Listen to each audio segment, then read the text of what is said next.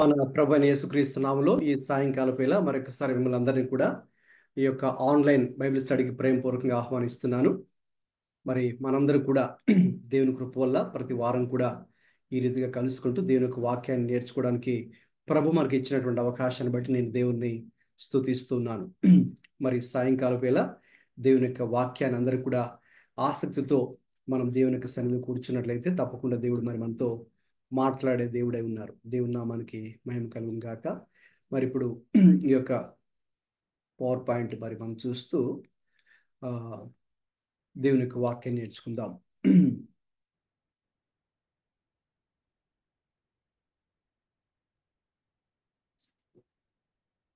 Right, ఈ slide మీకు కనిపిస్తుందండి క్లియర్గా? Right, okay. ఆ స్లైడ్ మీద ఒకసారి ఉన్న విషయాన్ని దయచేసి చదవండి. ఎవరైనా ఒకరు మైక్ ఆన్ చేసుకొని. The Bible, basic instructions before leaving earth. Yes అండి. సో మరి మనము బైబిల్ అన్నప్పుడు బిఐబిఎల్ఈ కదండి స్పెల్లింగ్ బైబిల్కి. సో ఆ బిఐబిఎల్ఈ దాన్ని మనం ఒక యాక్రనిమ్గా గనక మనం చూసినట్లయితే basic instructions before leaving earth. అంటే మనం ఈ భూమిని విడిచిపెట్టి వెళ్ళిపోవడానికంటే ముందుగా దేవుడు మనందరికి కూడా మనందరూ తెలుసుకోవాల్సినటువంటి ప్రాముఖ్యమైన సలహాలు, సూచనలు అన్నీ కూడా మనకు దేవుడు ఈ యొక్క పరిశుద్ధ గ్రంథంలో దేవుడు మన కొరకు అనుగ్రహించి ఉన్నాడు. కాబట్టి that's the Bible. So Bible యొక్క ప్రాముఖ్యత ఏంటంటే ఈ భూమి మీద ఉన్న ప్రతి మనిషికి కూడా దేవుడు తన యొక్క వాక్యం, ఆయన యొక్క రాజ్యానికి సంబంధించినటువంటి విషయాలు, నిత్య జీవానికి సంబంధించిన విషయాలు, ఒక మనిషి ఎలాగా రక్షణ పొందుకోగలడో దానికి సంబంధించిన విషయాలు, ఒక వ్యక్తి భూమి మీద ఏ రీతిగా శాంతి సమాధానం కలిగి జీవించగలడు దానికి సంబంధించిన విషయాలు, ఒక వ్యక్తి ఈ భూమి మీద ఉన్నప్పుడు తన జీవితాన్ని ఎలా భక్తిలో విశ్వాసంలో కట్టుకోవాలో, మరి ఇంకా ఇలా చెప్పుకుంటూ వెళ్తే అనేక విషయాలు దేవుడు మన కొరకై ఎక్కడ వ్రాయించాడండి? తన పరిశుద్ధ గ్రంథంలో, ద హోలీ బైబిల్ మన కొరకే వ్రాయించాడు. కాబట్టి అందుకే ఈ యొక్క బేసిక్ ఇన్స్ట్రక్షన్ మనకు చాలా చాలా ప్రాముఖ్యం. అందుకే ప్రతిదినం కూడా మనం వాక్యాన్ని ధ్యానించేవారిగా ఉండాలి. ప్రతిదినం కూడా ప్రభు మనతో మాట్లాడే దేవుడై ఉన్నారు. ఎందుకంటే మనందరూ కూడా తెలుసుకోవాల్సిన విషయాలు చాలా చాలా ఉన్నాయి. మరి ముఖ్యంగా ఈ యొక్క బైబిల్ అనేది ఒక మహాసముద్రం లాంటిది. అందులో మరి ఎంత చదివినా, ఎంత ధ్యానించినా, లేక ఎన్ని సంగతులు తెలుసుకున్నా మనం తెలుసుకోవలసిన సంగతులు ఇంకా చాలా చాలా ఉంటాయి కదండి. అందుకనే మనము నేర్చుకునేటటువంటి మనసుతో గనక ఉన్నట్లయితే ఈ సాయంకాల వేళ కూడా ప్రభు ఈ యొక్క బైబిల్ స్టడీ ద్వారా కూడా మనతో దేవుడు మాట్లాడగలడు. మన మెయిన్ సబ్జెక్ట్ చదవండి. ఎవరైనా ఒకరు చదవండి. The life, teachings and ministry of Jesus Christ, the exemplary life of Jesus, it's worthwhile to imitate, covering 4 gospels. So మన మెయిన్ సబ్జెక్టు యేసుక్రీస్తు ప్రభు యొక్క జీవితము, ఆయన చెప్పిన బోధలు, ఆయన చేసిన పరిచర్య. ఇది చాలా ప్రాముఖ్యమైనటువంటి సబ్జెక్ట్ లేక అంశం. ఎందుకంటే ఆయన జీవించిన జీవితము ఒక అద్భుతమైనటువంటి మాదిరికరమైన జీవితం. ఈ భూమి మీద ఏ మానవుడు, ఏ మనిషి కూడా ఇంతవరకు జీవించినటువంటి ఒక అద్భుతమైన జీవితాన్ని ప్రభువారు జీవించారు. అందుకే నేను ఇచ్చినటువంటి ఆ యొక్క టైటిల్లో సబ్ టైటిల్ బ్రాకెట్లో మీరు చూస్తున్నది the exemplary life of Jesus. మరి ఇప్పుడు మనం ఎవరినైనా సరే అనుసరించాలి లేక అనుకరించాలి, ఇమిటేట్ చేయాలి అంటే అది ఏ మనిషిని కాదు, కేవలము ప్రభువుని మాత్రమే మరి మనము అనుకరించవలసి ఉంటుంది, అలాగే అనుసరించవలసి కూడా ఉంటుంది. అందులో భాగంగా క్రొత్త నిబంధనలోని మొదటి 4 పుస్తకాలు, అది మనం 4 సువార్తలను పిలుస్తాం, 4 గాస్పల్స్. మత్తయి, మార్కు, లూకా, యోహాను. ఈ 4 సువార్తలను ఆధారం చేసుకొని మనం ఈ యొక్క సబ్జెక్ట్ ఇక్కడ నేర్చుకుంటూ ఉన్నాం. రైట్, అది మర్చిపోవద్దు. అలాగే ఎట్ ప్రజెంట్ మనం ఇప్పుడు ఏ అంశాన్ని అధ్యయనం చేస్తున్నామండి? Teachings of Jesus. Teachings, yes. So 3 parts ఉన్నాయి ఇందులో. The life, teachings, ministry of Christ. అందులో లైఫ్ని మనం కంప్లీట్ చేసాం, యేసుక్రీస్తు యొక్క జీవితాన్ని అధ్యయనం చేసాం. అందులో ఇంకా రెండవ భాగము ద సెకండ్ పార్ట్ టీచింగ్స్. ఇప్పుడు ఆయన చేసిన ఆ టీచింగ్స్లో ఇప్పుడు ఏ అంశం అంటే కింద ఉంది, ఇది చదవండి. Parables. పారబుల్స్. యేసు ప్రభువారు బోధించిన అనేక అంశాలు. There are different themes, topics that he preached and he taught while he was on this earth కదండి. ఆయన భూమి మీద ఉన్నప్పుడు ఎన్నో అంశాల గురించి ఆయన బోధించారు, ఆయన ప్రసంగించారు. అందులో మనము కొన్ని ప్రాముఖ్యమైనటువంటి అంశాలు సెలెక్ట్ చేసుకొని ఈ యొక్క బైబిల్ స్టడీలో నేర్చుకుంటున్నాం. అందులో భాగంగా ద పారబుల్స్, ఉపమానములు అనేటటువంటి ఒక అంశాన్ని మనం తీసుకొని దాన్ని గత కొద్ది వారాలుగా మనం దాన్ని అధ్యయనం చేస్తున్నాం. అందులో భాగంగా ఇదివరకే మరి యేసు ప్రభువారు బోధించినటువంటి విత్తువాడి ఉపమానం, the parable of the sour, దాన్ని అధ్యయనం చేశాం. అలాగే the wise and foolish virgins, బుద్ధి గల బుద్ధి లేని కన్యకల ఉపమానాన్ని కూడా అధ్యయనం చేశాం. అలాగే the parable of the talents, తలాంతుల ఉపమానాన్ని కూడా అధ్యయనం చేశాం. అలాగే Pharisee and the tax collector, పరిసైడు మరియు సుంకరి యొక్క ఉపమానాన్ని కూడా అధ్యయనం చేశాం. అలాగే ద పర్సిస్టెంట్ విడో, పట్టుదల కలిగినటువంటి విధవరాలు అనే ఉపమానాన్ని కూడా అధ్యయనం చేశాం. అలాగే ది అన్మర్సిఫుల్ సర్వెంట్, కనికరం లేని సేవకుడు అనేటువంటి ఉపమానాన్ని కూడా మనం అధ్యయనం చేశాం. అలాగే లాస్ట్ వీక్, పోయిన వారము, ద గుడ్ సమరిటన్, మంచి సమరయుడు అనేటటువంటి ఉపమానాన్ని ఇంతవరకు మనం అధ్యయనం చేశాం. సుమారు 46కు పైగానే యేసు ప్రభువారు ఉపమానాలు ఆయన బోధించారు. అఫ్కోర్స్ అందులో మనం అన్ని డీటెయిల్గా ఇక్కడ మనకు అధ్యయనం చేయలేకపోయినా వాటిలో ప్రాముఖ్యమైనవి నేను కొన్ని ఎంపిక చేసుకొని సెలెక్ట్ చేసుకొని వాటిని డీటెయిల్డ్గా మరి మనము ఇన్డెప్త్గా ఒక్కొక్కటి కూడా అధ్యయనం చేస్తున్నాం. అలాగే ప్రభువారు ఎందుకు ఆ ఉపమానాన్ని చెప్పారు, ఆ ఉపమానం చెప్పడంలో గల ఆత్మీయ అర్థం ఏంటి, అలాగే మరి వాటి యొక్క సాదృశ్యాలు కానీ వాటి ఆత్మీయ అర్థాలు కానీ ఎలా మనం గ్రహించాలి, అలాగే ప్రస్తుతం మన యొక్క ఆత్మీయ జీవితానికి ఈ యొక్క ఉపమానములు, పారబుల్స్ని ఎలాగ మరి మనము అప్లై చేసుకోవాలి, ఎలా అన్వయించుకోవాలి అనే విషయాలు కూడా నేను మీకు ఇవన్నీ కూడా టీచ్ చేస్తున్నప్పుడు తెలియచేయడం జరిగింది. రైట్. ఇక ఈరోజు ఇందులోనే భాగంగా, పారబుల్స్లోనే భాగంగా we going to study the parable of the unfruitful, లేకపోతే బ్యారన్ ఫిగ్ ట్రీ, ఫలించని అంజూరపు చెట్టు యొక్క ఉపమానము అనేది ఈ రోజున మరి మనము అధ్యయనం చేసుకోబోతున్నాం.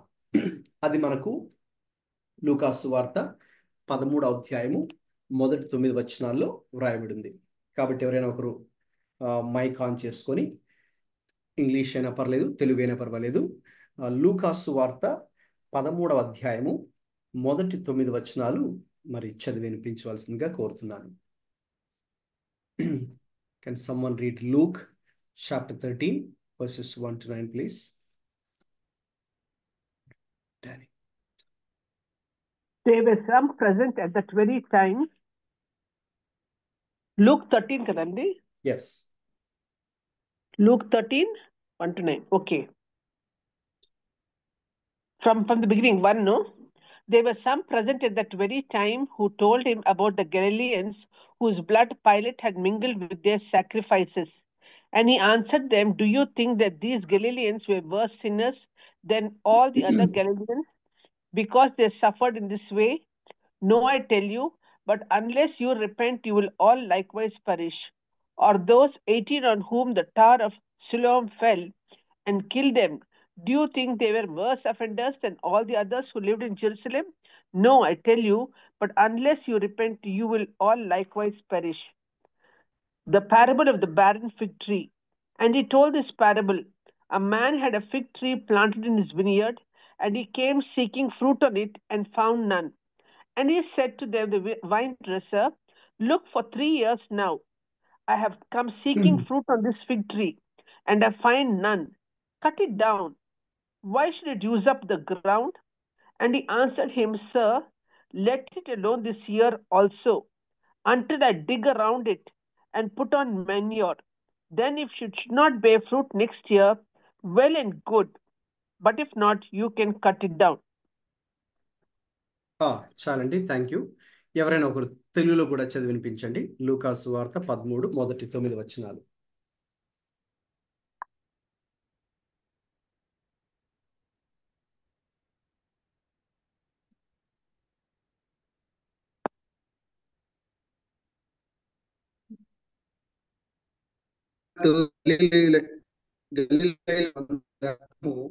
వారి బొర్లతో కలిపి ఉండెను. ఆ కాలమున అక్కడనున్న కొందరు ఆ సంగతి యేసుతో చెప్పగా ఆయన వారితో ఇట్లనెను, ఈ గలిలయులు అట్టి హింసలు పొందినందున వారు గలిలయులందరికంటే పాపులని మీరు తలంచుచున్నారా? కారని మీతో చెప్పుచున్నాను. మీరు మారు మనస్సు పొందని ఎడల మీరందరూ అలాగే నశింతురు. మరియు సిలోయములోని గోపురము పడి చచ్చిన ఆ 18 మంది యెరూషలేములో కాపురమున్న వారందరికంటే అపరాధులని తలంచుచున్నారా? కారని మీతో చెప్పుచున్నాను. మీరు మారు మనస్సు పొందని ఎడల మీరందరూ అలాగే నశింతురు. మరియు ఆయన వారితో ఈ ఉపమానము చెప్పెను. ఒక మనుషుని ద్రాక్ష తోటలో అంజూరపు చెట్టొకటి నాటబడి ఉండెను. అతడు దాని పండ్లు వెదకవచ్చినప్పుడు ఏమీ దొరకలేదు గనుక అతడు, ఇదిగో 3 ఏండ్ల నుండి నేను ఈ అంజూరపు చెట్టున పండ్లు వెదకవచ్చుచున్నాను గాని ఏమీ దొరకలేదు. దీన్ని నరికివేయుము. దీని వలన ఈ భూమియు ఏల వ్యర్థమై పోవలనని ద్రాక్ష తోటమాలితో చెప్పాను. అయితే వాడు, అయ్యా, నేను దాని చుట్టూ త్రవ్వి ఎరువేయి మట్టుకు ఈ సంవత్సరము కూడా ఉండనిమ్ము. అది ఫలించినా సరే, లేని ఎడల నరికించి వేయమని అతనితో చెప్పాను. రైట్, చాలండి, థ్యాంక్ యూ. గమనించండి, యేసుక్రీస్తు ప్రభువారు బోధించిన అనేక ఉపమానములలో ఈ ఉపమానం కూడా చాలా చాలా ప్రాముఖ్యమైనటువంటి ఉపమానం. ఈ యొక్క parable of the unfruitful or barren fig tree, ఫలించని అంజూరపు చెట్టు ఉపమానం కూడా చాలా చాలా ప్రాముఖ్యమైనటువంటి ఉపమానం. గమనించండి, ఈ ఉపమానం గురించి మనము ధ్యానించేటప్పుడు కొన్ని ప్రశ్నలు మనం వేసుకోవాలి. అది ఇక్కడ స్లైడ్ మీద మీకు చూపిస్తున్నాను. మరి మొట్టమొదటిగా ఈ యొక్క అంజూరపు చెట్టు మరి ఫలించటం లేదు అని ఇక్కడ రాయబడింది కదండి. So what is so bad about a tree that bears no fruit? అది మరి నేను మీకు వివరించేటప్పుడు ఈ ప్రశ్నలన్నిటి కూడా నేను మీకు సమాధానాలు కూడా తెలియజేస్తాను. బహుశా మీ మనసులో కూడా ఇదే ప్రశ్నలు కూడా ఉండొచ్చేమో. ఈ వాక్య భాగాన్ని చదివినప్పుడు, లూకాసు వార్త 13 మొదటి 9 వచనాలు చదివినప్పుడు కూడా మరి ఎందుకు ఈ చెట్టు ఫలించడం లేదు, లేకపోతే దానిని యజమానుడు ఏ రీతిగా ఎందుకు, why does the owner cut the tree down, ఎందుకు అతడు దాన్ని నరికించి వేయాలని అనుకుంటూ ఉన్నాడు.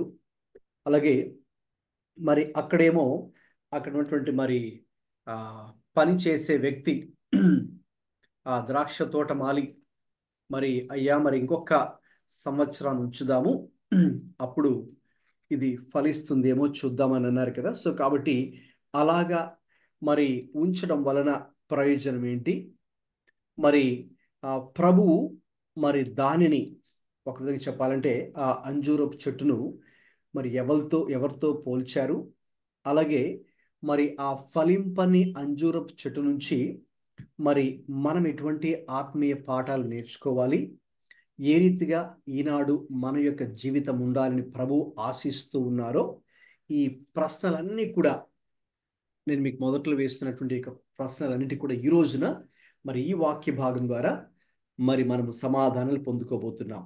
సో చాలా చాలా ప్రాముఖ్యమైనటువంటి అంశం అండి. సో అందరూ జాగ్రత్తగా మరి ఇక్కడ ఏకాగ్రతతో మరి ఎటువంటి డిస్టర్బెన్స్ లేకుండా మరి మీ యొక్క బైబిల్స్ని తెరిచి ఉంచి వీలైతే ప్రక్కన ఒక నోట్బుక్ పెన్ రెడీగా ఉంచుకొని ఇక్కడ నేను చెప్తున్నటువంటి ఆ యొక్క మెయిన్ ముఖ్యమైనటువంటి పాయింట్స్ కానీ రెఫరెన్సెస్ కానీ లేక అక్కడక్కడ ఇస్తున్నటువంటి ఎక్స్ప్లెనేషన్ కానీ అలాగే మీరు నేర్చుకున్నటువంటి సంగతులు లేక ఈ వాక్య భాగాన్ని నేను వివరిస్తూ ఉండగా మరి పరిశుద్ధాత్ముడే నాకు మనందరికీ బోధకుడు పరిశుద్ధాత్ముడే కాబట్టి ఆ పరిశుద్ధాత్ముడు మరి మాట్లాడుతున్నటువంటి విషయాలను కూడా మీరు రాసుకున్నప్పుడు చివరిలో నేను ఒక 5 మినిట్స్ మనం క్లోజ్ చేసే ముందు మిమ్మల్ని షేర్ చేయమని అడుగుతాను కాబట్టి ఆ షేరింగ్ టైంలో మీరు వాటిని పంచుకోవచ్చు అందరితో కూడా. మీరు నేర్చుకుంటున్నటువంటి విషయాలు నూతన సంగతులు కావచ్చు లేక మీరు ఎక్కువగా ప్రభావితం చెందినటువంటి యొక్క అంశము లేక మిమ్మల్ని ఏ విషయం మిమ్మల్ని బాగా తాకుతూ ఉంది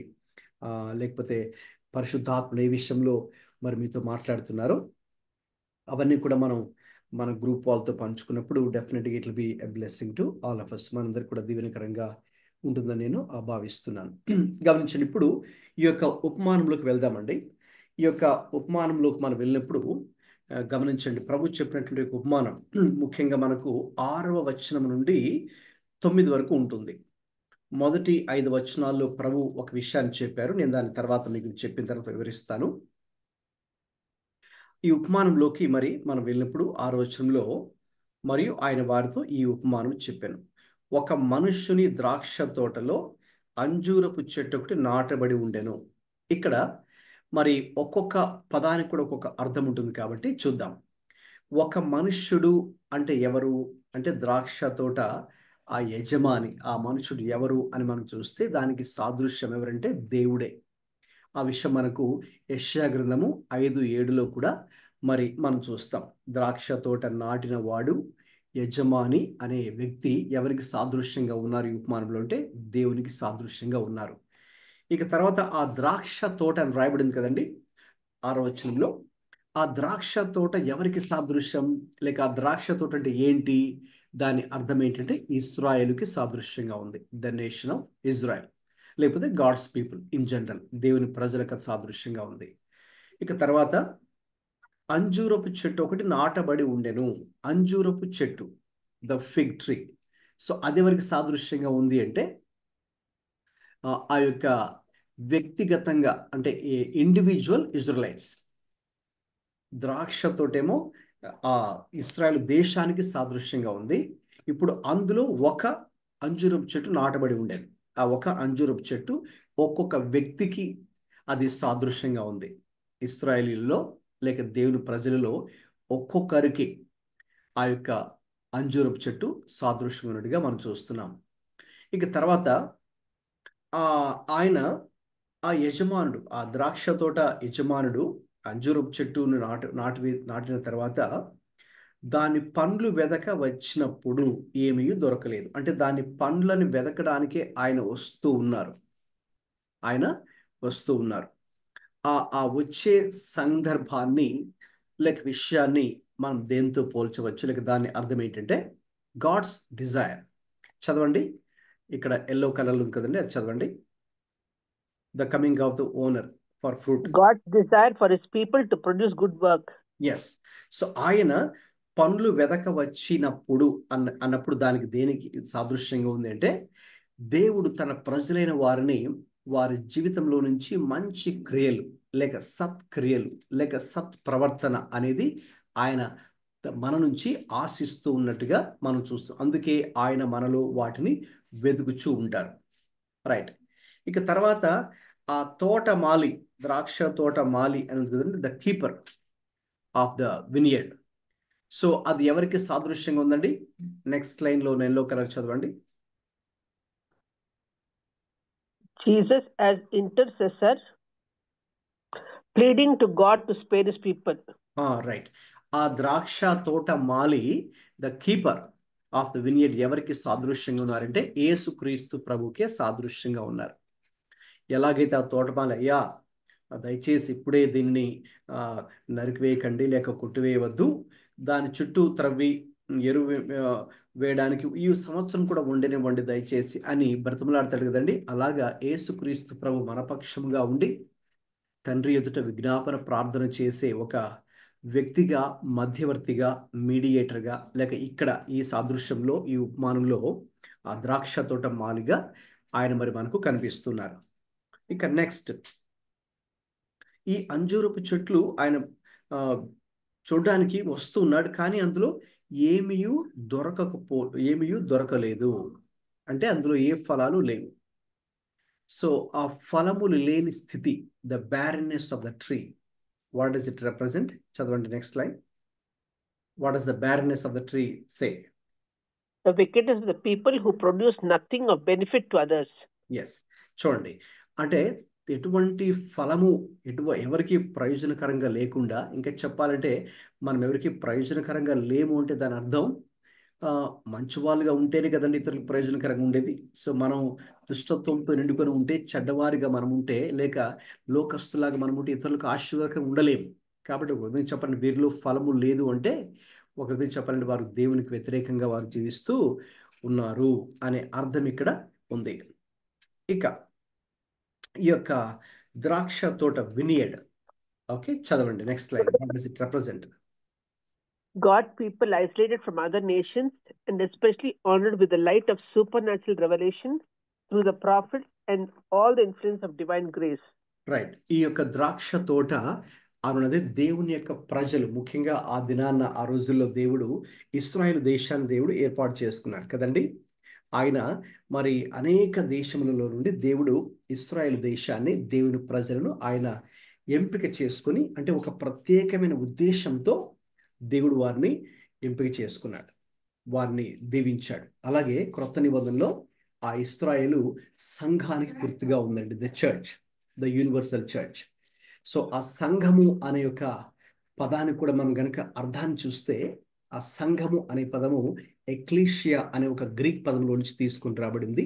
దానికి అర్థం ఏంటంటే లోకంలో ఉన్నటువంటి వారిని పరిశుద్ధపరిచి, ప్రత్యేకించి ఒక ప్రత్యేకమైన పని నిమిత్తమై ఎంపిక చేయబడినటువంటి ఒక సమాజము, ఒక సమూహము లేదా ఒక గుంపు. అది the full meaning of the church. సంఘము అనే పదానికి అదండి నిర్వచనము లేక మూల భాషలు దానికి అర్థం. కాబట్టి ఆ రోజుల్లో అయితే, పాత నిబంధన కాలంలో అయితే ఇశ్రాయేలీయులను దేవుడు ప్రత్యేకించినట్టుగా చూస్తున్నాం. అయితే కొత్త నిబంధనలో కాలంలో చూస్తే మనకు అది సంఘానికి, సార్వత్రిక సంఘానికి, ద యూనివర్సల్ చర్చ్కి అది సాదృశ్యంగా ఉంది. రైట్, ఓకేనండి. అవి డీటెయిల్స్ ఆఫ్ ద ప్యారబుల్. ఈ యొక్క మీనింగ్ ఆఫ్ ద ప్యారబుల్ కూడా ఇదన్నమాట. ఇప్పుడు ఇంకా మరిన్ని వివరాల్లోకి లోపలికి మరి మనం వెళ్దాం. Okay, right. అది ఈ యొక్క ప్యారబుల్. ఈ ఉపమానం చెప్పడానికంటే ముందుగా, రైట్, మీరు కనుక కొన్ని మొదటి 5 వచనాలు గమనిస్తే అది చాలా ఆసక్తికరంగా ఉంటుంది. అక్కడ యేసుక్రీస్తు ప్రభువారి మధ్య మిగతా ప్రజల మధ్య జరుగుతున్నటువంటి ఒక సంభాషణ. You see a conversation between Jesus and some people there. So అది మనకు ఫస్ట్ 5 వర్సెస్లో ఉంటుంది. ఓకే, దాని తర్వాతే ఈ 6వ వచనం నుంచి 9 దాకా ఈ ప్యారబుల్ ఉపమానాన్ని ఆయన చెప్పారు. నేను మీకు ఇంతకుముందే చెప్పినట్టుగా ఒక ఉపమానాన్ని మనం చదివినప్పుడు ఆ ఉపమానాన్ని ఆయన ఎందుకు చెప్పారు, ఏ సందర్భంలో ఆ ఉపమానాన్ని చెప్పారు, లేక ఏ ఒక్క key truth, the main theme ఆయన దృష్టిలో ఉంచుకొని, ఏ ప్రాముఖ్యమైన సత్యాన్ని దృష్టిలో ఉంచుకొని ఈ యొక్క ఉపమానాన్ని చెప్పారో అది మనం గమనించాలి అని నేను చెప్పాను. అందుకే మనం బైబిల్ని చాలా క్షుణ్ణంగా అధ్యయనం చేయాలి, జాగ్రత్తగా అధ్యయనం చేయాలని చెప్పాను. ముఖ్యంగా ఆ ఉపమానము పైన కానీ, లేక ఉపమానం చెప్పిన తర్వాత కానీ ప్రభువు ఇదిగో ఇందుకొరకు నేను ఉపమానాన్ని చెప్పాను, లేక ఈ యొక్క ఉపమానంలో గల ప్రాముఖ్యమైన సత్యము ఇది, లేకపోతే మీరు ఇలాగ ఉండవలనని, లేక ఇలా ప్రవర్తించవలనని ఆయన ఈ ఉపమానము చెప్పెను అని ఒక్కొక్క వాక్య భాగంలో ఒక్కొక్క రీతిగా మరి మనం చూడగలం. ఇక్కడ ఈ 6 నుండి 9 వచనాల్లో ప్రస్తావించబడినటువంటి యొక్క ఉపమానము యొక్క సందర్భం, ద కాంటెక్స్ట్, ఎప్పుడు ఏ సందర్భంలో ఎవరితో ఆయన ఇది చెప్పవలసి వచ్చిందో కనుక మనం చూస్తే, మొదటి వచనంలో ఒక ఆసక్తికరమైన విషయాన్ని అక్కడ మనం చూడగలం. మొదటి వచనాన్ని నేను చదువుతున్నాను, దయచేసి బైబిల్స్ ఉన్నవారు చాలా జాగ్రత్తగా, ఇవి కొంచెం లోతైనటువంటి సంగతులు ఇక్కడ మనం చూడబోతున్నాం. కాబట్టి చాలా కాన్సన్ట్రేషన్తో, ఏ డిస్టర్బెన్స్ లేకుండా మీరు ఇక్కడ ఉండవలసిందిగా కోరుతున్నాను. మొదటి వచనం, పిలాతు గలిలయులైన కొందరి రక్తము వారి బలులతో కలిపి ఉండెను. ఆ కాలమున అక్కడనున్న కొందరు ఆ సంగతి యేసుతో చెప్పగా అని ఇక్కడ మొదటి వచనం స్టార్ట్ అవుతుంది. రైట్, ఇప్పుడు నేను 1 by 1 verse by verse okay meditation చేయబోతున్నాం ఈ 9 వచనాల వరకు కూడా. సో మొదటి వచనాన్ని ఇప్పుడు మరి మనం చదువుకున్నాం. అక్కడ కొంతమంది వచ్చి యేసు ప్రభు వారితో ఒక విషయాన్ని చెప్పారు. ఏ విషయాన్ని చెప్పారు? ఆ రోజుల్లో మరి రోమా ప్రభుత్వం నియమించినటువంటి ఆ యొక్క గవర్నర్ అధికారి అయినటువంటి ఆ యొక్క పిలాతు గురించి ఒక విషయాన్ని యేసు ప్రభు వారికి చెప్పారు. మరి ఏ విషయాన్ని చెప్పారు వారు? ఆయన కొంతమంది గలిలయలో జీవించేటటువంటి వారిని, గలిలయలని ఆయన కొంతమందిని చంపించాడు అనే విషయాన్ని చెప్పారు. ఒక విధంగా చెప్పాలంటే మరి మిగతా విషయాలన్నీ కూడా మనకి అంటే దానికి సంబంధించిన విషయాలు ఎక్కడ మనకు బైబిల్లో ప్రస్తావించబడలేదు. ప్రభు దగ్గర వారు సంభాషించారు. అయితే మనకు చరిత్రలో గనక మనం చూస్తే ఒక విషయం మనకు అర్థమవుతుంది. ఈ పిలాతు అనబడే వ్యక్తి రోమా ప్రభుత్వము మరి ఆ యొక్క యెరూషలేము మరియు చుట్టుపక్కల పరిసర ప్రాంతాలకి అతన్ని ఒక అధికారిగా లేక గవర్నర్గా అతన్ని నియమించినట్టుగా మనం చూస్తూ ఉన్నాం. సో నియమించినప్పుడు మరి ఆయన మరి చరిత్రలో అంటే మొదటి శతాబ్దపు ఒక చరిత్రకారుడైనటువంటి జోసెఫస్ అని ఒక వ్యక్తి ఉన్నారు. ఆయన రాసిన పుస్తకాల్లో మరి దీనికి సంబంధించిన విషయాలు ఆయన ప్రస్తావించారు. అక్కడ ఒక 2-3 కారణాలు ఉన్నాయి ఎందుకు ఆ రోజుల్లో పిలాతు కొంతమంది గలిలీని ఆయన చంపించి వేశారో మనం కొన్ని కారణాలు చూడగలం. ఒక కారణం ఏంటి అంటే మరి ఆ రోజుల్లో రోమా ప్రభుత్వం పొంతి పిలాతుని ఈ యెరూషలేము అలాగే చుట్టుపక్కల పరిసర ప్రాంతాల అతని గవర్నర్గా నియమించి ఉంది. వాస్తవం చెప్పాలంటే ఆ రోమన్ టెరిటరీ, రోమా సామ్రాజ్యానికి ఇది చాలా దూరంగా ఉన్నటువంటి ప్రాంతం. అంటే దాని అర్థం మరి అతనికి ఇంకా నెక్స్ట్ ప్రమోషన్స్ వచ్చే అవకాశాలు చాలా చాలా తక్కువగా ఉంటాయి.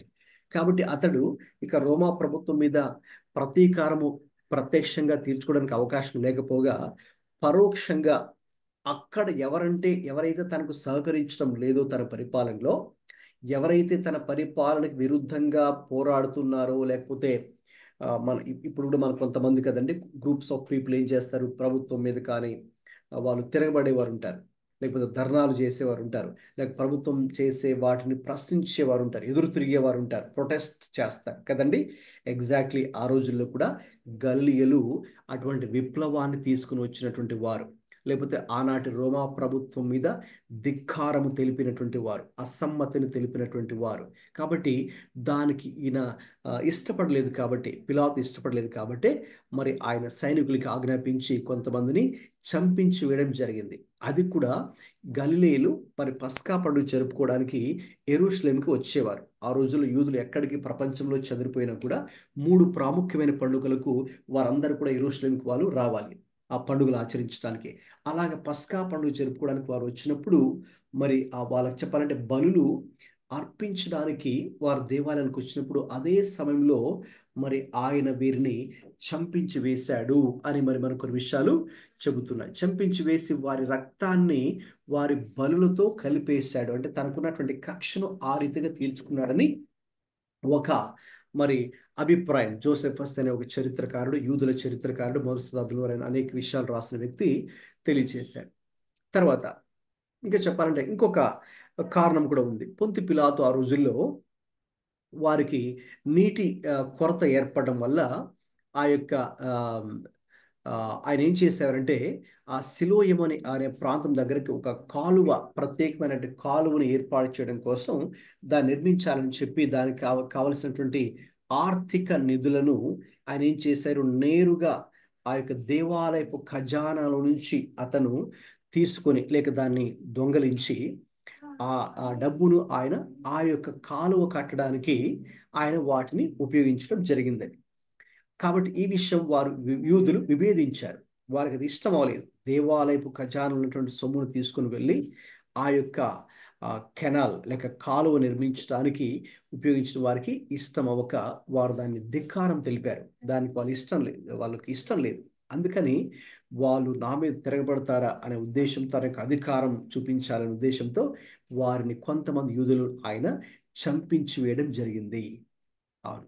ఇక తర్వాత అతని హిస్టరీ మరి పిలాతు యొక్క హిస్టరీ కనుక మనం చూస్తే యేసుక్రీస్తు ప్రభు యొక్క శిలువ మరణము పునరుద్ధానము తర్వాత కూడా క్రీస్తు శక 36లో కూడా ఆయన సమరయులను అంటే చాలా మందిని ఆయన యూదయ ప్రాంతంలో ఉండేటటువంటి ఆ యొక్క సమరయులను కూడా చంపించినట్టుగా కూడా మన కొన్ని చరిత్రలో ఆధారాలు ఉన్నాయి.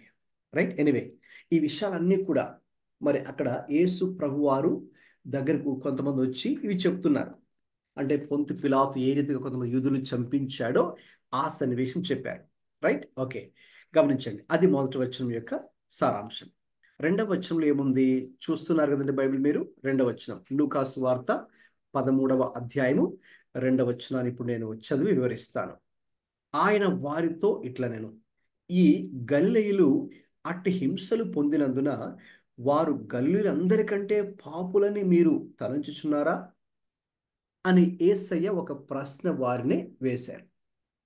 అంటే ఇప్పుడు ఈ కొంతమంది గల్లీలను ఈ యొక్క పిలాతు చంపించి వేశాడు. చంపించి వారి రక్తాన్ని వారు అర్పించే బలులతో కలిపేశాడు అని వారు చెప్పారు కదండి. చెప్పినప్పుడు ఆయన ఏమన్నారంటే ఆయన తిరిగి ఒక ప్రశ్న వేశారు. అంటే ఇప్పుడు ఎవరైతే చంపించి వేశారో ఓకేనా, ఆ హింసలు పొంది మరి చంపబడ్డారో మరి వారు మాత్రమే పాపులు అనుకుంటున్నారా, లేకపోతే గల్లీలో ఉన్న వారిలో వాళ్ళు ఎక్కువ పాపులు అనుకుంటున్నారా? మీరు వాళ్ళు ఎక్కువ ద్రోహం చేసిన వారు అనుకుంటున్నారు, అందుకే అతను శిక్షించాడు అనుకుంటున్నారా? కాదు కాదు. సో కాబట్టి వారేమి అతను అనుకున్నంత ద్రోహులైతే వారేమీ కాదు. తర్వాత అండి 3వ వచనంలో ఉంటుంది, కారణం మీతో చెప్పుచున్నాను. అంటే ఎవరైతే చంపబడ్డారో వారేమీ ద్రోహులు కాదు అని మీతో చెప్పుచున్నాను. అయితే మీరు మారుమనసు పొందని ఎడల మీరందరూ అలాగే నశింతురు అని ప్రభువారు అంటున్నారు. ఒక విధంగా చెప్పాలంటే వాళ్ళు చంపబడ్డారండి ఆ పిలాతు ద్వారా అని చెప్పినప్పుడు, అంటే గలిలయ అందరికంటే వాళ్ళేమి పాపులేమీ కాదు, ఆయన చంపబడ్డారు. అయితే వాళ్ళేమి భయంకరమైనటువంటి విషయాలు ఏమీ చేయలేదు, కానీ వాళ్ళు చంపబడ్డారు. అయితే ఇక్కడ ప్రభు వారు చూసారు, వారి దృష్టిని ఒక విషయం మీదకి మళ్ళిస్తున్నారండి. అది మన యొక్క ఫోకస్. దాని గురించి నేను మాట్లాడతాను. వాళ్ళేమో దాని గురించి మాట్లాడుతుంటే, దేని గురించి? పిలాతు ఎవరినైతే గలిలయని చంపించాడో ఆ హింసాకాండ ఎక్కడైతే జరిగిందో చరిత్రలో దాని గురించి మాట్లాడుతుంటే ఈయనేమో ఏం చెప్తున్నారు? ఒక ప్రాముఖ్యమైన విషయాన్ని గురించి ఈయన ఫోకస్ చేస్తున్నారు.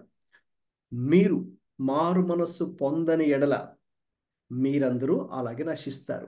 మీరు మారు మనస్సు పొందాలి, సరే అది జరిగింది. వారేమి ఘోరమైనటువంటి పాపులేమీ కాదు. చెప్పాలంటే గలిలయలో ఉన్న వారందరిలో కంటే వీళ్ళేమీ పాపులేమీ కాదు. సరే అది జరిగింది, ఒక సంఘటన జరిగిపోయింది. అయితే మీరు ఇప్పుడు సజీవంగా ఉన్నారు. ఒకవేళ మీకు కూడా జరిగి ఉంటే మీరు ఎలా ఉండేవారు? లేకపోతే మీరు కూడా మార్మల్స్ ఇప్పుడు పొందకపోతే మీ పరిస్థితి కూడా అలాగే అవుతుంది. ఎందుకంటే ప్రతి ఒక్కరు కూడా ఒకరోజు చనిపోవాలి. చనిపోయి దేవుని ఎదుట మనం నిలవాలి. ఆ తీర్పు మరి మనకు ఉంటుంది. కాబట్టి మీరు మార్మల్స్ పొందారా లేదా అనే విషయం గురించి వారి దృష్టిని వారు అనుకుంటున్నటువంటి ఆ యొక్క సన్నివేశం నుంచి ఒక ప్రాముఖ్యమైనటువంటి ఆత్మీయ విషయంలోకి ప్రభువారు నడిపిస్తున్నారు. రైట్. అది 3వ వచనంలో. ఇక 4వ వచనంలో కనుక మనం చూస్తే, మరియు ఇప్పుడు అప్పటిదాకా వాళ్ళు ఒక విషయాన్ని ప్రస్తావించారు. ఎవరైతే పిలాతు చంపివేశారో కొంతమందిని యూదులను, దాని గురించి ఆయన ప్రస్తావించారు. ఇప్పుడు ఈయన ఇంకొక సన్నివేశాన్ని కూడా ప్రస్తావించారు. అంటే ఆనాటి కాలంలో జరిగినటువంటి ఒక ప్రమాదం, ఒక యాక్సిడెంట్ గురించి ప్రభువారు చెప్తున్నారు. ఏంటి ఆ ప్రమాదం అంటే, సిలోయములోని గోపురము పడి చచ్చిన ఆ 18 మంది యెరూషలేములో కాపురమున్న వారి కంటే అపరాధులను తలంచుచున్నారా అని ప్రభువారు ఇంకొక ప్రశ్న అడిగారు. ఎందుకంటే వారు తెలుసు, ఆ రోజుల్లో ఈ యొక్క సిలోయము గోపురము, ద టవర్ ఆఫ్ సిలోయం అని పిలిచేవారు. సో అది కట్టబడుతున్నప్పుడు ఈ యొక్క కాలువ కొరకు కట్టినది అనుకునే ఒక విధంగా చెప్పాలంటే, ఈ సిలోయము కోనేరు మనం చదువుతాం కదండి, ఆ సిలోయము కోనేరు దగ్గరలోనే ఇటువంటి ఒక గోపురం కట్టబడింది. అది కన్స్ట్రక్షన్లో ఉన్నప్పుడే అది పడి మరి అక్కడ ఉన్నటువంటి సుమారు 18 మంది చనిపోయారు అని ప్రభు చెప్పారు. ప్రభు చెప్పి ఆ విషయం చెప్పి మరి ఆ 18 మంది అంటే యెరూషలేములో కాపురం ఉన్న వారందరికంటే ఈ పడి చనిపోయిన వారే మీరు ఎక్కువ అపరాధులు అనుకుంటున్నారా అని ఆయన ఒక ప్రశ్న వేసి మళ్ళీ జవాబు కూడా ఆయన చెప్పారు. ఏమన్నారు? కారు. వారు అంటే చనిపోయిన వారేమి బ్రతుకున్న వారందరికంటే కూడా వీళ్ళేమి ఘోర పాపులేమి కారు అని నేను చెప్తున్నాను. ఓకే, అంటే అది కూడా ఒక ఇన్సిడెంట్ కూడా జరిగింది. వాళ్ళు ఒక ఇన్సిడెంట్ తీసుకుని వచ్చారు. పిలాతు ఎవరినైతే చంపివేశాడో అది ఒక ఇన్సిడెంట్, ప్లస్ ఈయన కూడా ఇంకొక సన్నివేశాన్ని కూడా మాట్లాడుతూ ఆయన ఇప్పుడు చూడండి, ఇది కూడా ఒకటి జరిగింది. సిలువేం గోపురం పడి ఇంతమంది చనిపోయారు కదా, 18 మంది. కాబట్టి మీరేమనుకున్నారు? చనిపోయిన వాళ్ళంతా కూడా ఘోరమైన పాపం చేస్తారనుకుంటున్నారా ఆ ఊర్లో ఉన్న వారందరికంటే? అలాగేమీ కాదు, అది జరిగింది. అయితే ఇప్పుడు ప్రాముఖ్యమైన విషయం ఏంటి? మళ్ళీ అక్కడ కూడా ఇంకో ఇదే విషయాన్ని ఆయన మాట్లాడతారు. 5వ వచనంలో, మీరు మారు మనసు పొందని ఎడల మీరందరూ అలాగే నశించరు. అంటే ఎలాగైతే ఆ గోపురం పడి 18 మంది చనిపోయారో, ఓకే, అది భౌతికంగా చనిపోయారు. ఒకవేళ మీరు కూడా పశ్చాత్తాపం చెందకపోతే లేక మారు మనసు పొందకపోతే మీ గతి కూడా అలాగే అవుతుంది, మీ పరిస్థితి కూడా అలాగే ఉంటుంది. కాబట్టి ఈ 2 సందర్భాలు కూడా ఆయన ప్రస్తావిస్తూ 2 చోట్ల కూడా ప్రస్తావించిన ఒక ఆత్మీయ విషయం ఏమిటి అంటే, మీరు మారు మనసు పొందాలి, మీరు పశ్చాత్తాపం పొందాలి. వాళ్ళైతే అలాగ నశించిపోయారు. ఈరోజు పిలాతు రోమా గవర్నర్ పిలాతు కొంతమందిని అలాగే చంపించి వేశాడు. అలాగే ఈ గోపురం, సిలోయం గోపురం కూడా పడి కొంతమంది చనిపోయారు.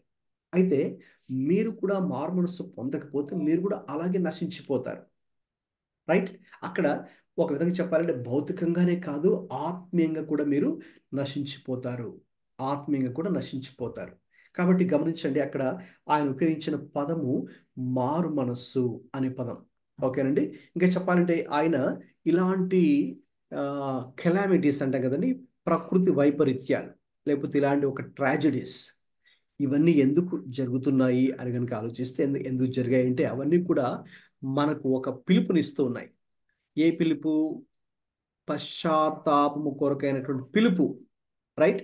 ఈ యొక్క సన్నివేశాలు మనకి ఇస్తూ ఉన్నాయి.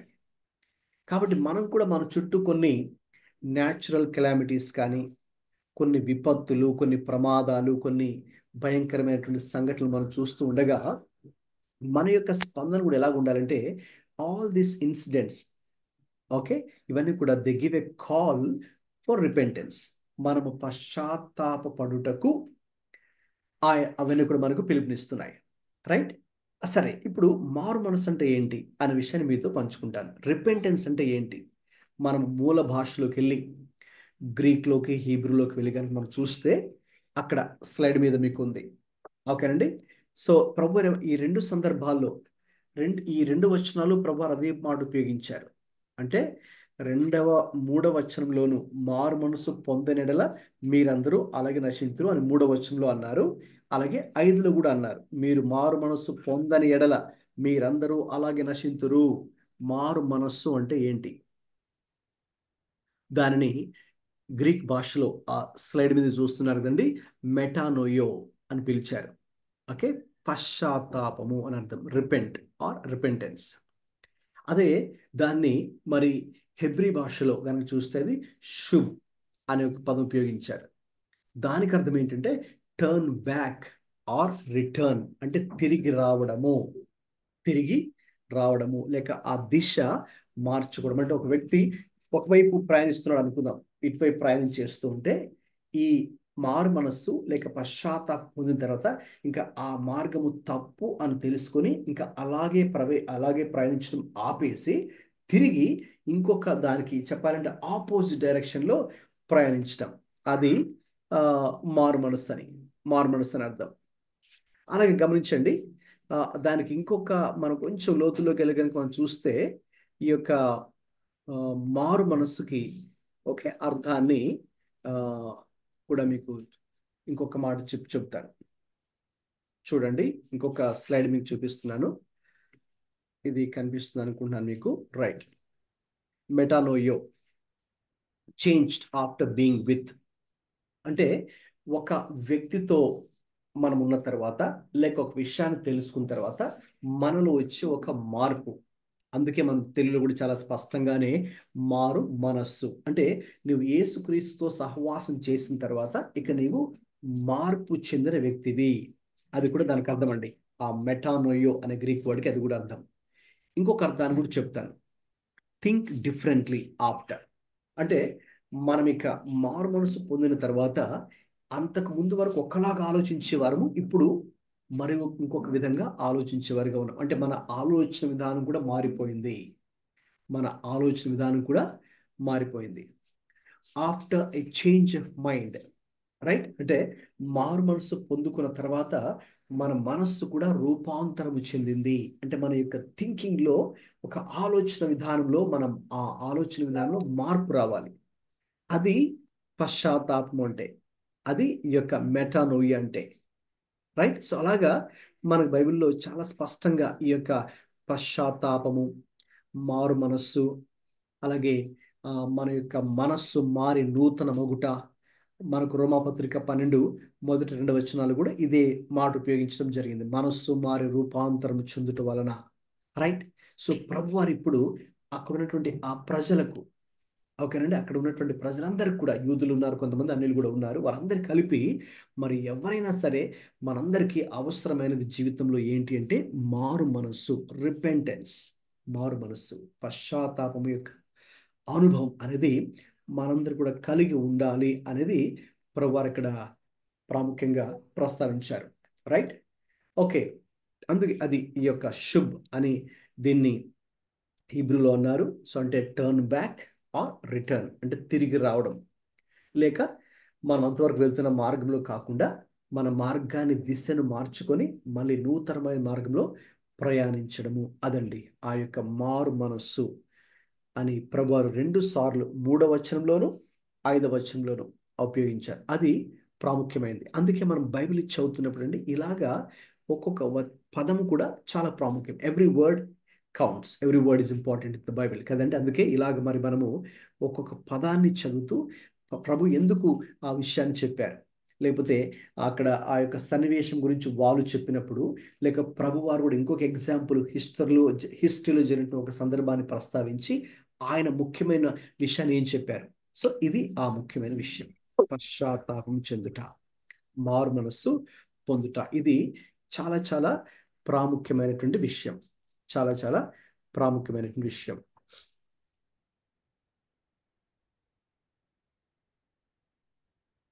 రైట్, ఇప్పుడు ఇంకా ఈ విషయాన్ని చెప్పి ఆయన ఈ యొక్క ఉపమానాన్ని చెప్పారు.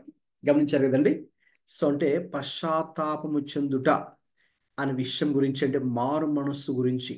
So is talking about or giving emphasis on repentance, పశ్చాత్తాపము లేక మారు మనస్సు అనే అంశం అనేది చాలా ఇక్కడ ప్రాముఖ్యమైనది. అది మన మనసులో ఉంచుకుందాం, ఎందుకంటే అది మన మనసులో ఉంచుకున్నప్పుడే నెక్స్ట్ ఆయన చెప్పేటటువంటి ఈ ఉపమానం మనకు అర్థమవుతుంది. ఓకేనండి. ఈ 5 వచనాలు ఇప్పుడు దాకా నేను మీకు ఈ 5 వచనాలు వివరించాను. లూకాసు వార్త 13 మొదటి 5 వచనాలు ఇప్పుడు దాకా వివరించాను. సో అది కనుక మనం అర్థం చేసుకుంటే ఇక నెక్స్ట్ 6 నుంచి 9 దాకా ఉన్నటువంటి ఆ వచనాల్లో ప్రభు చెప్పినటువంటి ఆ అంజూరపు చెట్టు యొక్క ఉపమానము మనం స్పష్టంగా గ్రహించగలము, రైట్? అది దృష్టిలో ఉంచుకోండి. మారు మనసు గురించి ఆయన 2 సార్లు పైన వచనాల్లో ప్రస్తావించారు. Repentance, that's the key issue. Okay, right. ఇప్పుడు ఇంకా 6, మరియు ఆయన వారితో ఈ ఉపమానం చెప్పాను. అప్పుడు ఈ ఉపమానం చెప్పడం ప్రారంభించారు. ఒక మనుష్యుని ద్రాక్ష తోటలో అంజూరపు చెట్టు ఒకటి నాటబడి ఉండెను. అతడు దాని పండ్లు వెదక వచ్చినప్పుడు ఏమీ దొరకలేదు, రైట్? కనుక అతడు, ఇదిగో 3 ఏండ్ల నుండి నేను ఈ అంజూరపు చెట్టున పండ్లు వెదక వచ్చుచున్నాను, కానీ ఏమీ దొరకలేదు. దీనిని నరికివేయము, దీని వలన ఈ భూమియు ఎలా వ్యర్థమైపోవాలని ద్రాక్ష తోట మాలితో చెప్పాను. అయితే వాడు, అయ్యా, నేను దాని చుట్టూ త్రవ్వి ఎరువు వేయి మట్టుకు ఈ సంవత్సరము కూడా ఉండనిమ్ము, అది ఫలించినా సరి, లేని ఎడల నరికించి వేయమని అతనితో చెప్పాను. అదండి ఉపమానము, ప్రభువారు చెప్పినటువంటి ఉపమానం.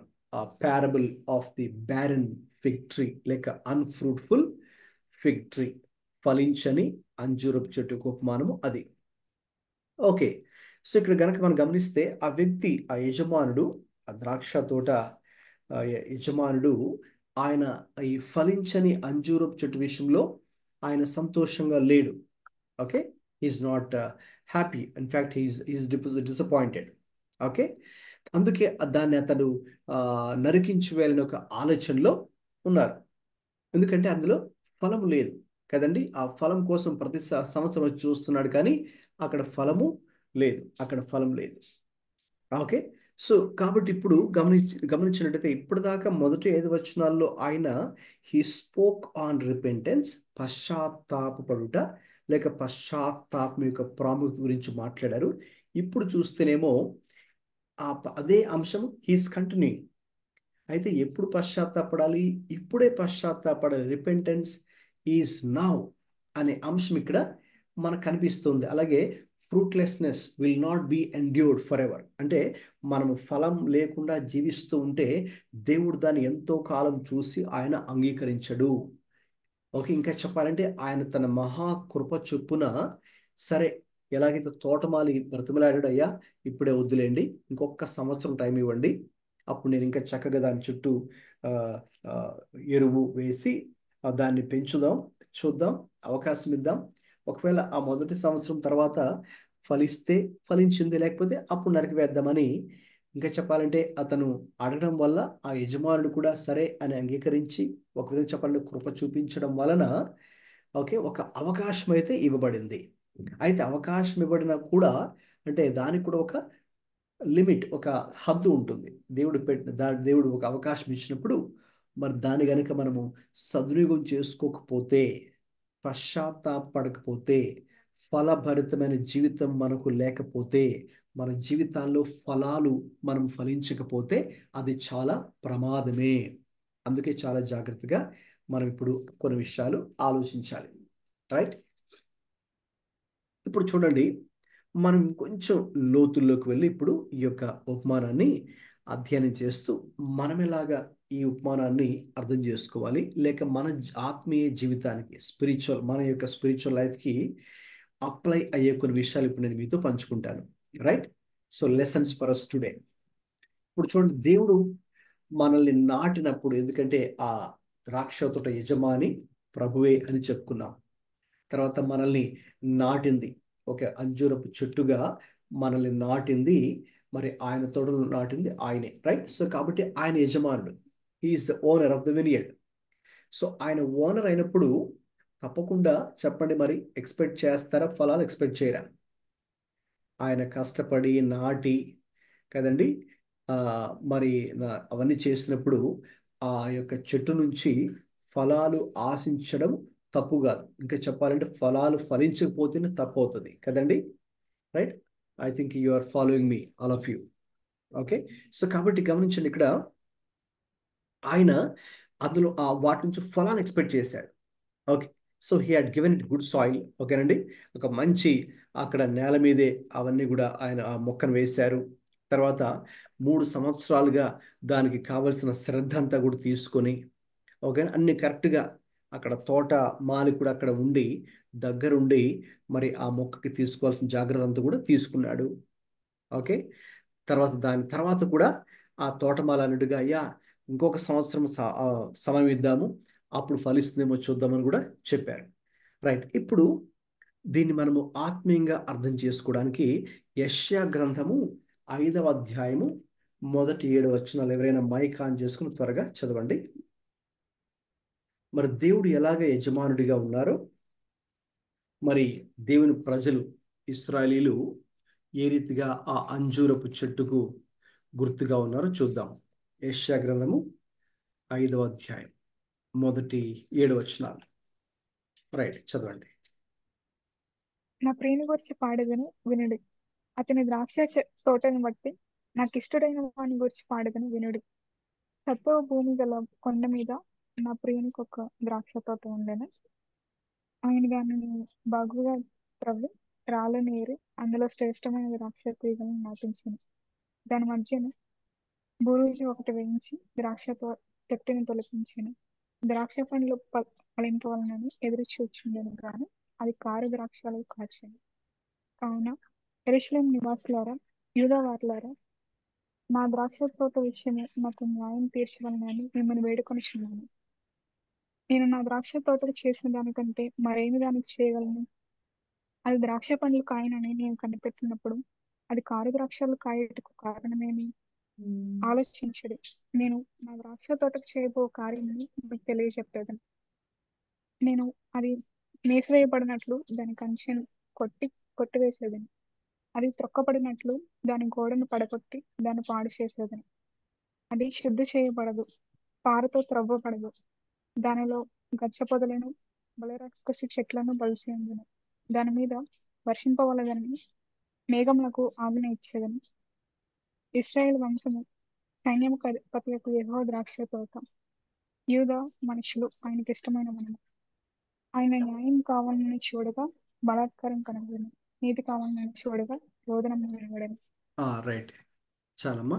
గమనించండి, ఇక్కడ చాలా స్పష్టంగా దేవుడు పాత నిబంధనలో యెషయా గ్రంథంలో ఏ రీతిగా ఆయనే ఒక యజమానుడిగా, ద్రాక్ష తోటకు యజమానుడిగా ఉన్నారో, ఉండి తర్వాత ఆయనే, ఓకేనండి, ఆ యొక్క ఒలీవ చెట్లను లేక ద్రాక్ష చెట్లను ఆయనే నాటించి ఉన్నారో అక్కడ మనకు చాలా స్పష్టంగా అర్థమవుతుంది. తర్వాత ఆయన ఏం చేశారండి? వాటిని నాటిన తర్వాత ఆయన దేని కొరకు ఎదురు చూశాడు? అక్కడ ద్రాక్ష పండ్లు ఫలింపవలని ఎదురు చూచుచుండెను. అంటే మనం ఫలించాలని ఆయన ఎదురు చూస్తున్నాడు. తర్వాత ఇదే మనం చదువుకున్న వాక్యంలో ఇంకొకసారి కూడా ఆయన ఆ పండ్లు కొరకు ఎదురు చూస్తూ ఉన్నాడు. ఫలించాలని ఆయన ఎదురు చూస్తూ ఉంటే ఆ ద్రాక్ష పండ్లు కాయునని నేను కనిపెట్టినప్పుడు అది కారు ద్రాక్షలు కాయటకు కారణమేమి అంటే, ఒక విధంగా చెప్పాలంటే మంచి ద్రాక్షలు కాయలేదు. దట్ మీన్స్ ఒక విధంగా చెప్పాలంటే నో ఫ్రూట్. కారు ద్రాక్షలే అంటే చెడువి అది అక్కడ కాచినట్టుగా మనం చూస్తున్నాం. కాబట్టి దేవుడే మనకు యజమానుడిగా ఉన్నప్పుడు ఆయన ప్రజల నుంచి ఆయన ఆశించేది ఏంటి? మన జీవితాల నుంచి ఫలాలను ఆయన ఆశిస్తూ ఉన్నారు. Right? He is expecting fruit from all of us. అయితే విచారకరమైన సంగతి ఏంటంటే ఆ రోజుల్లో ఇశ్రాయేలీయులను దేవుడు ఆ రీతిగా ఎంపిక చేసుకొని ఏర్పాటు చేసుకొని వారిని రక్షించి విడిపించి ఐగుప్తు యొక్క బానిస నుంచి విడిపించి మంచి పాలు తేనెలు ప్రవహించే మంచి దేశాన్ని దేవుడు వారికి ఇచ్చినప్పటికీ కూడా వారు నిజంగా దేవుని దృష్టిలో మరి ఫలించలేదు. ఇంకా చెప్పాలంటే వారు దేవునికి తగినటువంటి జీవితాన్ని వారు జీవించలేకపోయారు. దేవునికి వారు విధేయత చూపించలేకపోయారు. మంచి జీవితాన్ని వారు జీవించలేకపోయారు. ఫలభరితమైన జీవితము వారిలో లేదు. దాన్ని బట్టి దేవుడు ఒక విధంగా చెప్పాలంటే బాధపడ్డాడు.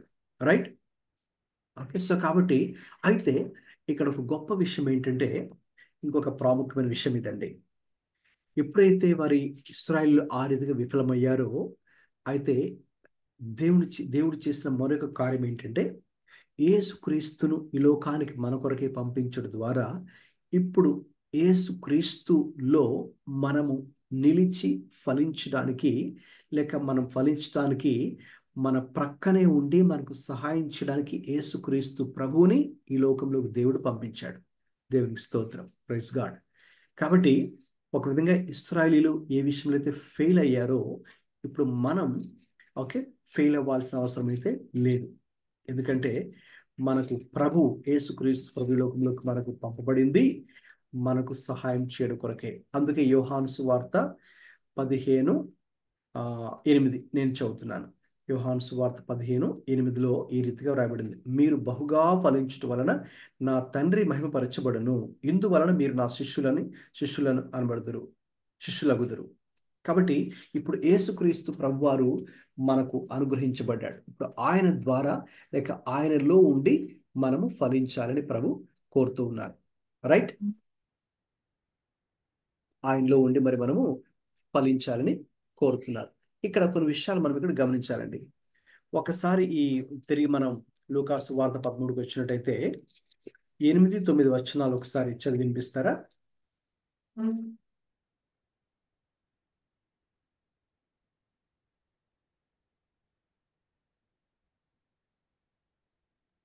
అయితే వాడు, అయ్యా, నేను దాని చుట్టూ త్రవ్వి ఎరువు వేయి మట్టుకు ఈ సంవత్సరం కూడా ఉండనిమ్ము.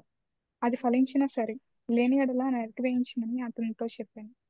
గమనించండి ఇక్కడ ఎప్పుడైతే ఆ ద్రాక్ష తోట యజమాని వచ్చి అక్కడ పండ్లు కొరకై చూశారో అక్కడ ఏమీ దొరకలేదు.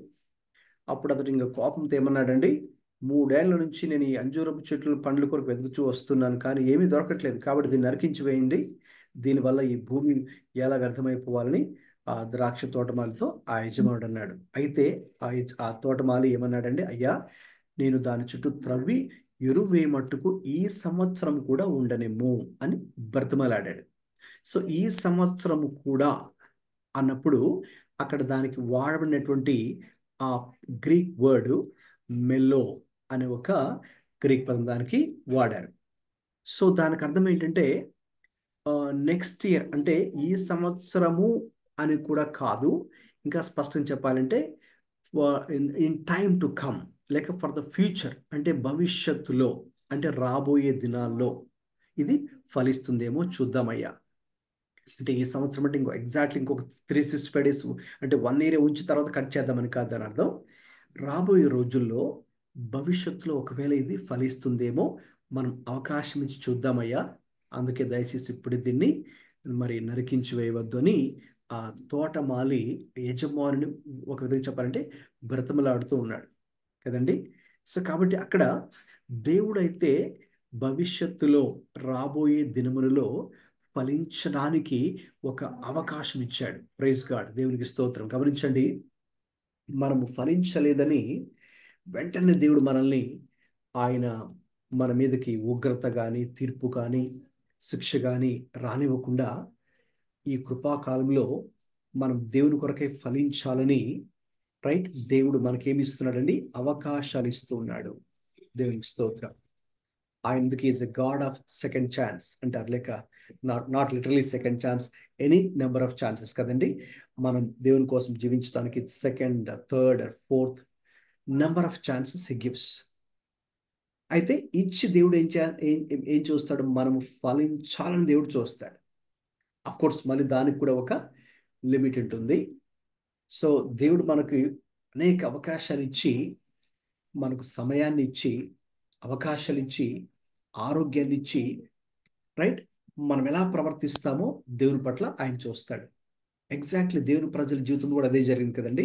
ఇశ్రాయేలు దేవుడు విడిపించి, ఐగుప్తుల నుంచి విడిపించి ఆ 40 సంవత్సరాల సుదీర్ఘ ప్రయాణం తర్వాత ఒక మంచి దేశం, కనాను దేశం, ప్రామిస్ ల్యాండ్లోకి దేవుడు నడిపించిన తర్వాత ఇప్పుడు చూద్దాం, నేను వారిని ఎంతగా బ్లెస్ చేసి దీవించాను కదా, వారు అన్ని విషయాలు కూడా దీవించబడ్డారు. వారు సొంతంగా వారికంటూ ఒక స్వాస్థ్యం, ఒక ప్రాపర్టీ వాళ్ళు సంపాదించుకున్నారు. ఇక అక్కడైతే చాలా బానిస బ్రతుకుతూ ఐగుప్తులో చాలా బాధపడ్డారు. ఇప్పుడు ఇంకా సంతోషంగా వాళ్ళు చాలా సంతృప్తితో మరి వాళ్ళు జీవిస్తున్నారు. ఇప్పుడు ఎలా నా పట్ల ప్రవర్తిస్తారో అని దేవుడు వారిని పరీక్షించాడు. అయితే విచారకరమైన సంగతి ఏంటంటే, మరి వాళ్ళు అక్కడ వాగ్దాన దేశానికి వచ్చిన తర్వాత ఇంకా వారు అన్ని మరి వసతులు సౌకర్యాలు అన్నీ పొందుకున్న తర్వాత, దేవుని ఆశీర్వాదాలు అన్నీ పొందుకున్న తర్వాత ఇక నెమ్మదిగా వాళ్ళు ఏం చేశారంటే దేవుళ్ళ నుంచి వెనక్కి తప్పిపోవడం ఇంకా వాళ్ళు ప్రారంభమైంది. తమ చుట్టూ ఉన్న ప్రజలందరినీ, వాళ్ళ కల్చర్స్ని, వాళ్ళ యొక్క అట్రాక్షన్స్ని వాళ్ళకి వాటికి అట్రాక్ట్ అయిపోయి వారు దేవుడి నుంచి వారు వైదొలగడం ప్రారంభించారు. వైదొలుగుతున్నప్పుడు కూడా దేవుడు మరి వారికి అనేక మందిని ప్రవక్తలను దేవుడు వారి కొరకు పంపించాడు. వారి కొరకు పంపించి అనేక మార్లు దేవుడు తన యొక్క సందేశాన్ని వారికి హెచ్చరించాడు. అనేక సార్లు అంటే దేవుని యొక్క చిత్తం ఏంటో, దేవుని యొక్క మాటలు ఏంటో, వారు ఎలా జీవించాలో, ఎలా బ్రతకాలో అన్ని విషయాలు కూడా దేవుడు చాలా స్పష్టంగా తన ప్రవక్తల ద్వారా దేవుడు తెలియచేశాడు. అయితే మరి వాళ్ళు విన్నారండి? వినలేదు. అందుకే ఒకసారి కాదు, 2 సార్లు కాదు, 3 సార్లు కాదు, అనేక అవకాశాలు దేవుడు వారికి ఇచ్చినప్పటికీ కూడా వారు దాన్ని సద్వినియోగపరుచుకోలేదు. They did not make use of those opportunities. మరి ఏం జరిగింది లాస్ట్కి మనకు తెలుసు, క్యాప్టివిటీ, చెర. ఓకే, అందుకే వాళ్ళు ఇంకా అష్షూరీల చెర, అలాగే బబులోనీల చెరకు క్యాప్టివిటీ, అష్షీరియన్ క్యాప్టివిటీ అండ్ బాబిలోనియన్ క్యాప్టివిటీకి వెళ్ళవలసి వచ్చింది. అక్కడ ఇంకా శిక్ష వాళ్ళు అనుభవించవలసి వచ్చింది. అంటే దేవుడైతే అనేక అవకాశాలు వారికి ఇచ్చాడు, ఇచ్చి చూశాడు, ఇచ్చి చూసి రాబోయే రోజుల్లో భవిష్యత్తులో ఓకే వీరు నా వైపు తిరుగుతారేమో, వీరు తమ ప్రవర్తనను మార్చుకుంటారేమో, దేవుని అందరి భయభక్తులు కలిగి జీవిస్తారేమో, వారు చేసే పాపముల విషయమే పశ్చాత్తాపడి మారుమనసు పొంది ఆ పాపాలను విడిచిపెట్టి దేవుని కోసం ప్రత్యేకమైన జీవితం, పరిశుద్ధమైన జీవితం జీవిస్తారేమో అనే ఒక ఆశతో దేవుడు ఎదురు చూచాడు. అందుకే తన ప్రవక్తలను అనేక మందిని ఆయన అందరికీ పంపించి తన యొక్క మాటలను, తన యొక్క వాక్యాన్ని దేవుడు తెలియచేశాడు. అయితే వారికి అవకాశం ఉండి కూడా చాలా మంది వారిలో సద్వినియోగపరుచుకోలేదు. రైట్. సో దేవుడైతే మనకు ఇప్పుడు కూడా మనకు అవకాశం ఇస్తున్నాడు. So not just 1 year period, 365 days అయితే కాదు, లిటరల్గా అది in time to come or in the future, రాబోయే దినాల్లో దేవుని కొరకు మనం జీవించడానికి ఒక నిర్ణయం తీసుకొని ఆయన కొరకే జీవిస్తామేమో అనే ఒక ఆశ అయితే ఇప్పుడు కూడా దేవుడు తన ప్రజల పట్ల, సంఘము పట్ల, ది యూనివర్సల్ చర్చ్, సార్వత్రిక సంఘం అంటే నీవు నేను మనందరూ కూడా అందులో ఉన్నాం. We are all part of the universal church కదా. సో కాబట్టి మనం దేవుని కొరకు జీవించాలని, దేవుని కొరకు ఫలించాలని, తర్వాత ఆయన అనుకున్నటువంటి ఫలాలు ఫలించాలని. ఓకే, అక్కడైతే లిటరల్గా ఆ యొక్క అంజూరపు చెట్లు యొక్క ఫలాలు. ఓకేనండి. అయితే మన జీవితంలో నుంచి ఆశించే ఫలం ఏంటి? అది మనకు గలతీ పత్రిక 5లో రాబడినటువంటి ఆత్మీయ ఫలాలు, the fruit of the Holy Spirit, పరిశుద్ధాత్మ ఫలాలు లేక ఆత్మీయ ఫలాలు. అవి మనందరి జీవితాలు. So those are actually spiritual qualities. ఆత్మీయ ఫలాలు ఇప్పుడు అవన్నీ కూడా ఆత్మీయ లక్షణాలు. అవి మన జీవితంలో మనము ఫలించాలని దేవుడు కోరుతూ ఉన్నాడు. రైట్.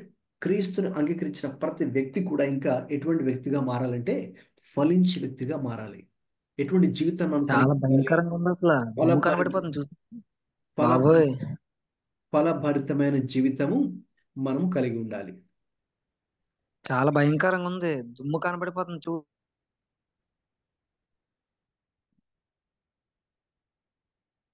ఫలభరితమైన జీవితం మనం కలిగి ఉండాలి.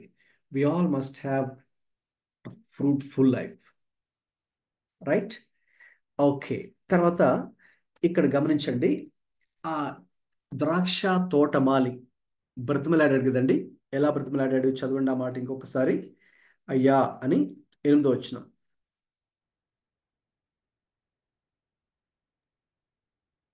అయితే వాడు, అయ్యా నేను దాని చుట్టూ త్రవ్వి ఎరువు వేయి మట్టుకు ఈ సంవత్సరం కూడా ఉండనిమ్ము.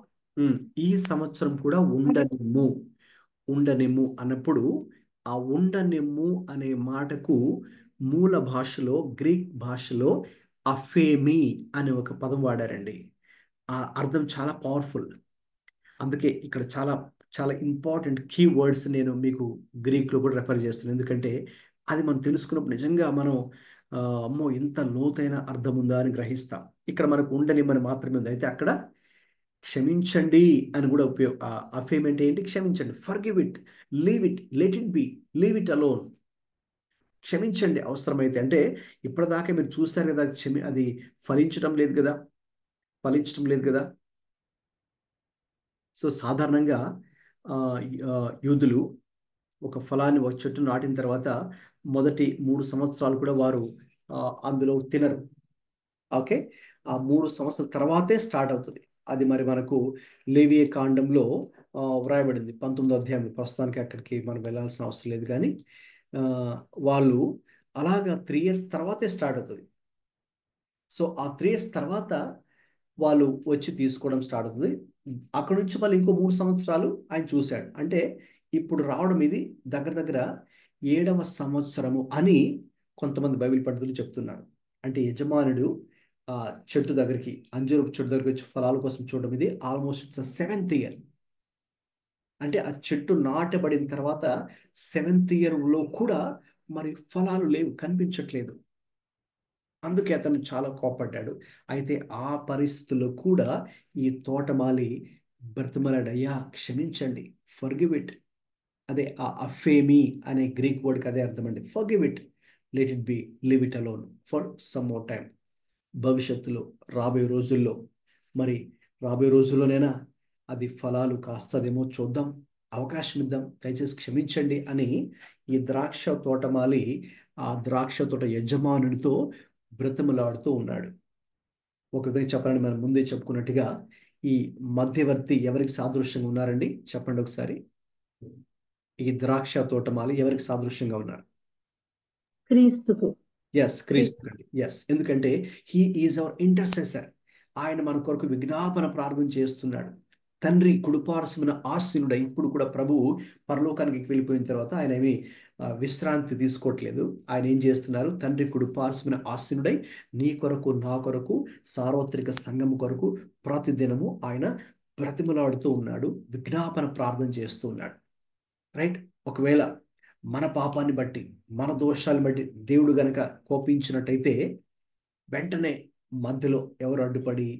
యేసయ్య అడ్డుపడి, లేదు తండ్రి ఇంకొంచెం అవకాశం ఇవ్వండి, నా కుమారుడికి, నా కుమార్తెకు ఇంకొద్ది రోజులు అవకాశం ఇవ్వండి, భవిష్యత్తులో రాబోయే రోజుల్లో తప్పకుండా నా కుమారుడు, నా కుమార్తె వాళ్ళు చక్కగా జీవిస్తారు, చక్కగా ప్రవర్తిస్తారు, వారు సరైన క్రైస్తవ జీవితం జీవిస్తారు, వారు చక్కగా, వారు మంచి ప్రవర్తన కలిగి వారికి వాళ్ళు మారుతారు, వాళ్ళ ప్రవర్తనను మార్చుకుంటారు, తమను తాము సరి చేసుకుంటారు, వారి బిహేవియర్లో, వారి క్యారెక్టర్లో, వారి కాండక్ట్లో, వారు తీసుకునే నిర్ణయాలలో ఎక్కడైనా లోటుపాట్లు, పొరపాట్లు ఉంటే ఆత్మీయంగా జీవించకుండా ఒకవేళ బలహీనతలు పడుతూ లేస్తూ గనక ఉంటే అయితే కొద్దిగా అవకాశం ఇవ్వండి తండ్రి, వాళ్ళు మార్చుకుంటారు, వారికి అవకాశం ఇవ్వండి, ప్లీజ్ ఫర్గివ్ దెమ్, వాళ్ళని క్షమించండి కూడా అని మన పక్షంగా ఆయన విజ్ఞాపన ప్రార్థన చేస్తున్నాడు. అందుకే యేసుక్రీస్తు గురించి యోహాను పత్రికలో ఒక మాట ఏమంటుందంటే, ఆయన మన పక్షంగా ఒక ఉత్తరవాది వలె ఉన్నారు అనే విషయం అక్కడ రాయబడి ఉంటుంది. ఉత్తరవాది అంటే ఎవరండి? ఉత్తరవాది అంటే ఒక లాయర్, ఒక అడ్వకేట్. సో ఆయన ఒక అడ్వకేట్ వలె, అంటే ఒక లాయర్ వలె ఆయన మన పక్షముగా ఉండి ఆయన ఏం చేస్తున్నాడు? ఆయన మనల్ని, మన కేసును ఆయన వాదిస్తూ ఉన్నారు. ఆయన మన కేసును ఆయన వాదిస్తూ ఉన్నారు. కాబట్టి తండ్రి ఎదుట ఆయన మన పక్షంగా, ఎలాగైతే ఇప్పుడు కోర్టులో ఒక వ్యక్తి పట్ల ఒక లాయర్ వాదిస్తుంటారు కదండి, కేసు డిఫెండ్ చేస్తుంటారు కదా ఆ వ్యక్తిని, అలాగా యేసయ్య కూడా తండ్రి ఎదుట మన పక్షంగా విజ్ఞాపన ప్రార్థన చేస్తూ ఉన్నారు. అలాగే మన పక్షంగా ఆయన వాదిస్తున్నారు. ప్రభువా దయచేసి వారికి ఇంకా అవకాశం ఇవ్వండి, వారిని ఈ విషయంలో క్షమించండి, ఈ పలానా విషయంలో ప్రస్తుతానికి క్షమించండి, వాళ్ళకి ఇంకొక అవకాశం ఇవ్వండి, వాళ్ళు తమ ప్రవర్తన మార్చుకుంటారు, వారు తమ సరిదిద్దుకుంటారు, మరి కొద్దిగా అవకాశం ఇవ్వండి తండ్రి అన్నట్టుగా మరి కుమారుడైన క్రీస్తు మన పక్షంగా విజ్ఞాపన ప్రార్థన చేస్తూ ఈ యొక్క ద్రాక్ష తోట మాలి ఏ రీతిగా అయితే యజమాని అడిగాడో ఆ రీతిగా అడుగుతూ ఉన్నారు. రైట్? చాలా గొప్ప విషయం కదండి.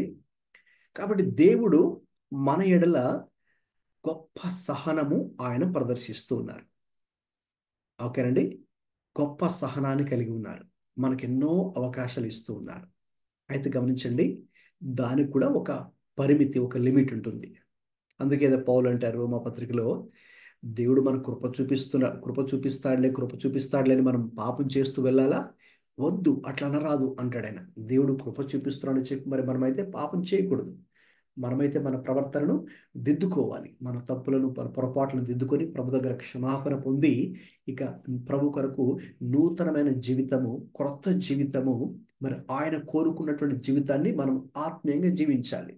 కాబట్టి దేవుడైతే సహనం కలిగిన వాడే, దేవుడైతే మనకు అనేక అవకాశాలు ఇచ్చే దేవుడైతే మన పట్ల తన కృపను చూపించేవాడే. అందుకే we can call this as a parable of mercy and repentance. Okay, ఇవి రెండు అండి. సో ఫస్ట్ పార్ట్లో మొదటి 5 verses Jesus is talking about repentance, పశ్చాత్తాపం యొక్క ఆవశ్యకత గురించి is talking about the necessity of repentance. తర్వాత ఇప్పుడు ఇక్కడేమో now he's talking about mercy and fruitfulness.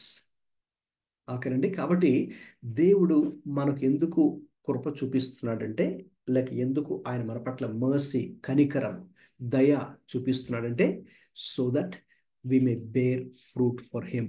మనము ఆయన కొరకు ఫలాలు ఫలించేవారిగా మనం ఉండాలి.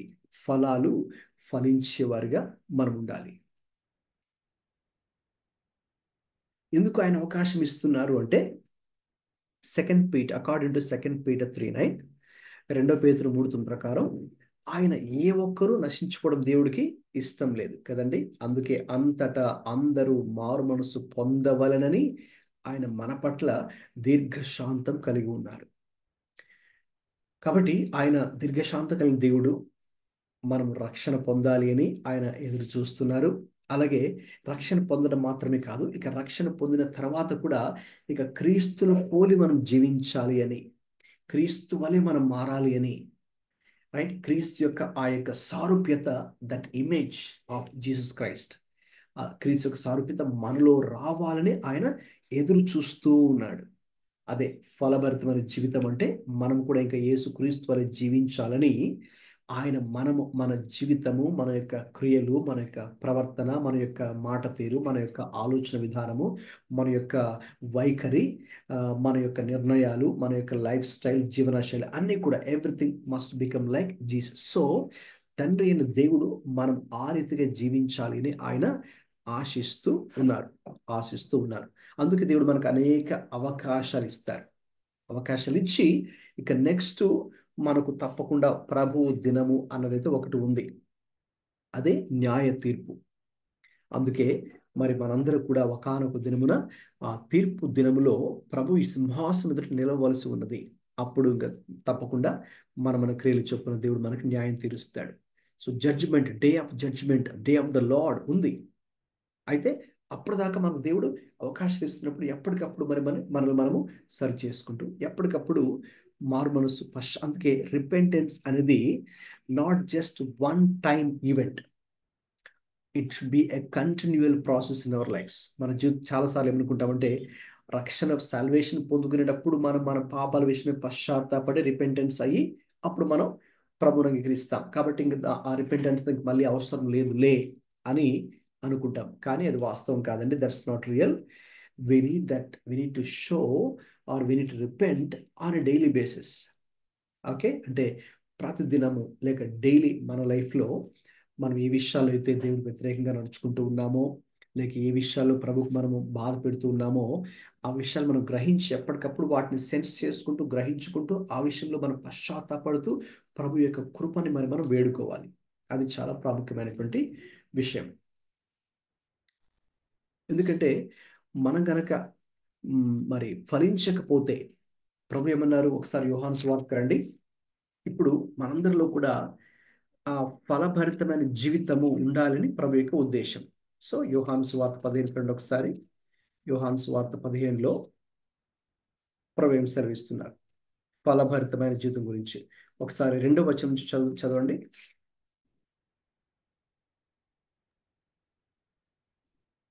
నాలో ఫలింపని ప్రతి తీగను ఆయన తీసి పారవేయను, ఫలించి ప్రతి తీగ మరి ఎక్కువగా ఫలింపవలనని దానిలోని పనికిరాని తీగలను తీసివేయను. నేను మీకు చెప్పిన మాటను బట్టి మీరిద్దరు పవిత్రులై ఉన్నారు. నా యందు నిలిచి ఉండి మీ అందు నేను నిలిచి ఉండును. తీగ ద్రాక్షవల్లిలో నిలిచి ఉంటేనే కానీ తనంతా తానే ఎలాగ ఫలింపదో, అలాగే నా యందు నిలిచి ఉంటేనే కానీ మీరును ఫలింపరు. రైట్, ద్రాక్షవల్లిని ఫలించని తీగని దేవుడు ఏం చేస్తాడండి, తీసి పారవేస్తాడు కదండి. 2వ వచనంలో ఉంది, ఫలింపని ప్రతి తీగను ఆయన తీసి పారవేయను.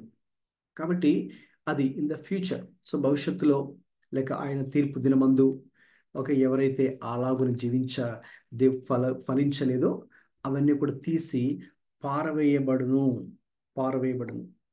అలాగే పారవేసిన తర్వాత ఏం జరుగుతుంది, అవి అగ్నిలో పారవేతురు, అవి కాలిపోవును. 6వ వచనం చివరిలో ఉంటుంది. కాబట్టి అలాగున మనం జరగకుండా ఉండాలి అంటే మనము ఫలించేవారుగా ఉండాలి.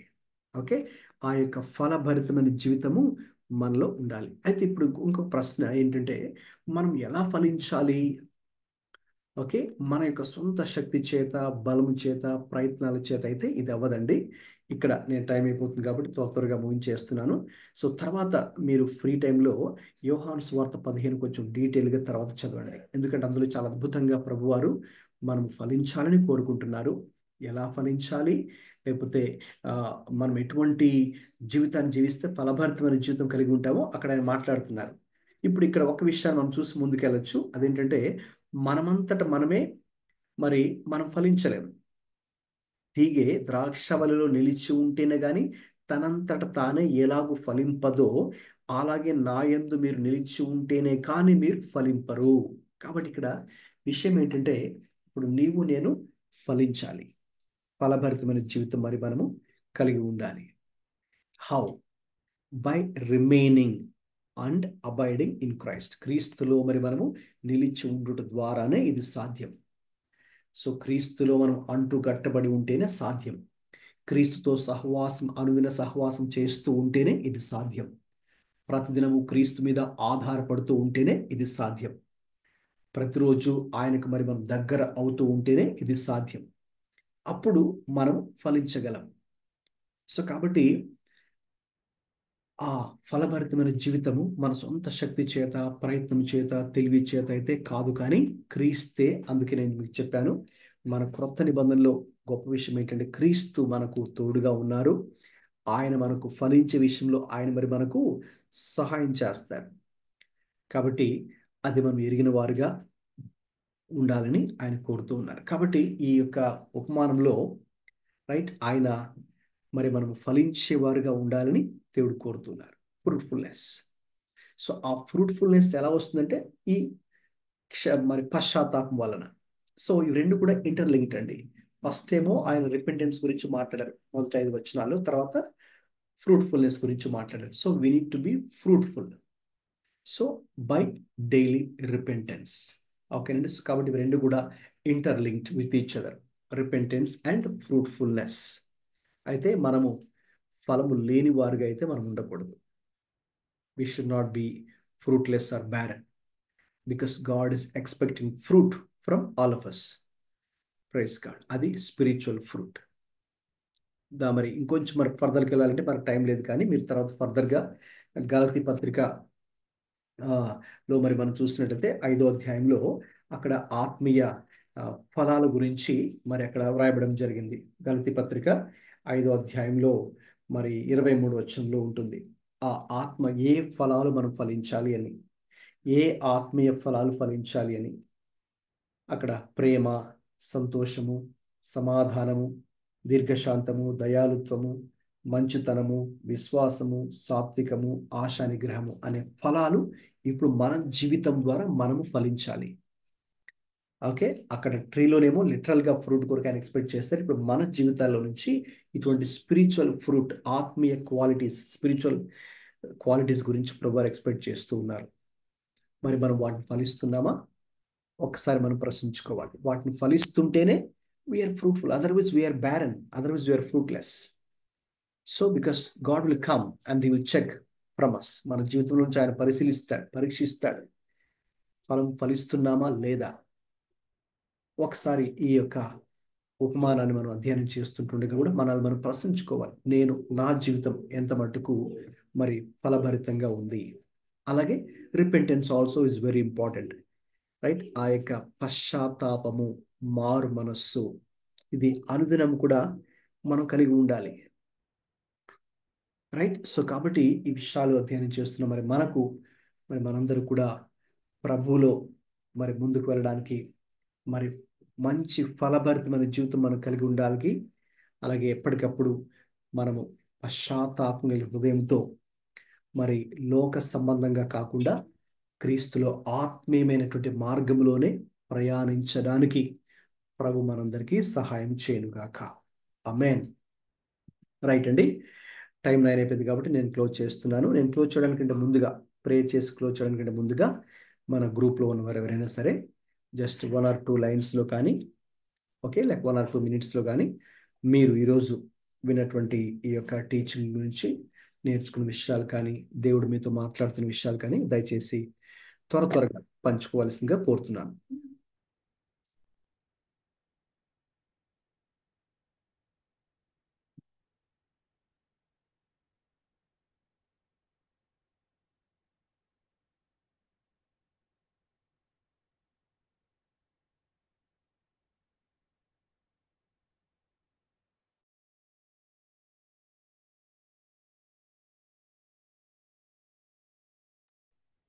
పాస్ గారు.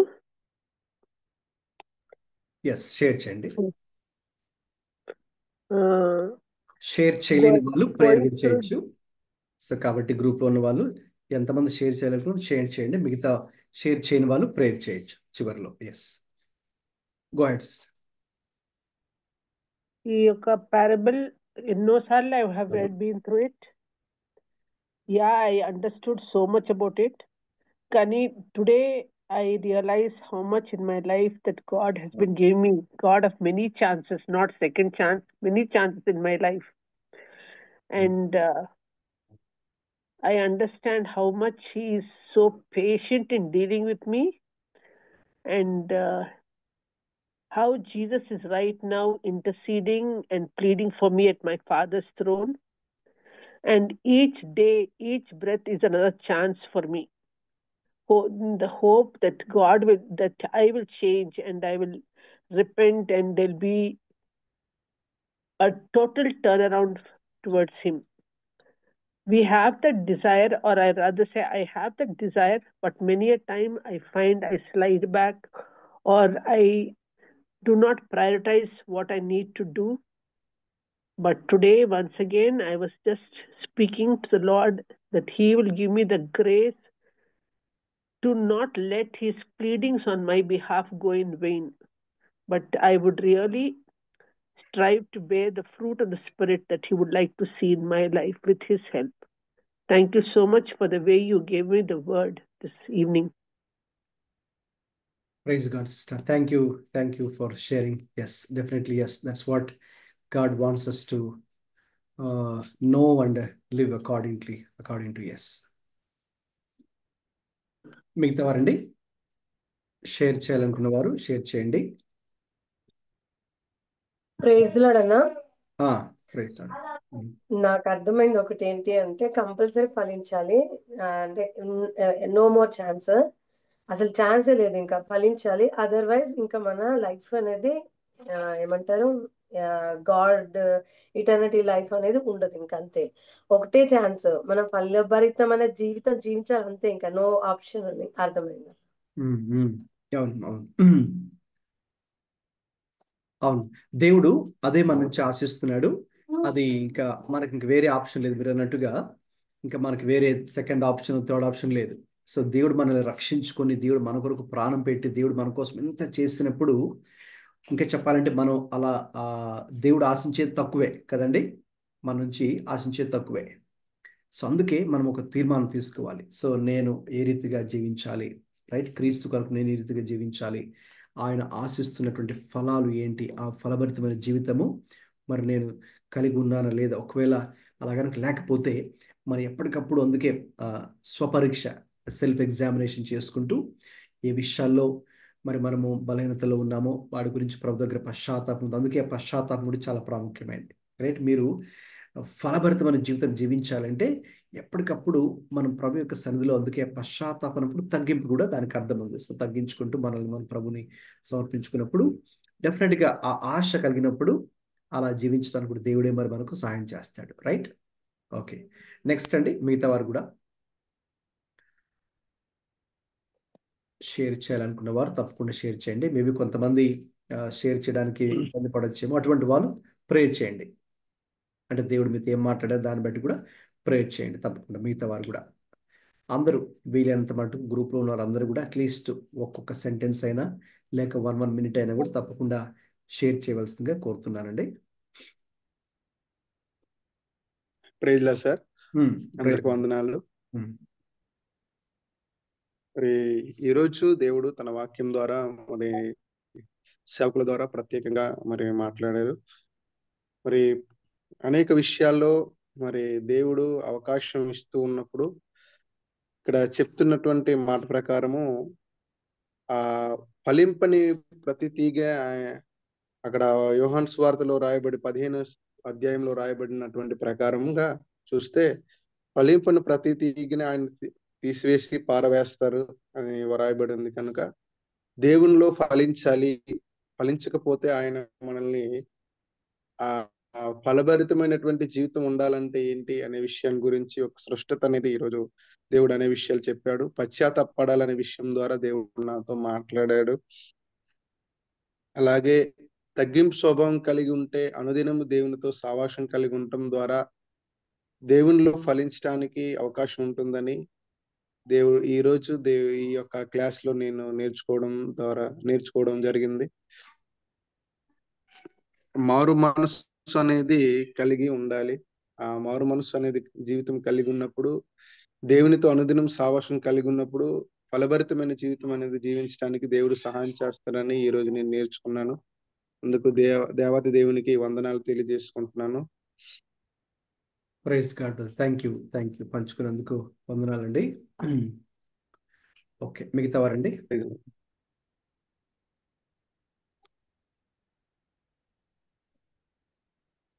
మిగతా వారు ఒకవేళ షేర్ చేయలేని వారు ప్రార్థన చేయొచ్చు. తప్పకుండా ఒక చిన్న ప్రార్థన కూడా మీరు చేయండి. ప్రే చేయాలనుకుంటే కూడా ప్రార్థన చేద్దామని మీరు స్టార్ట్ చేయండి. మిగతా వారు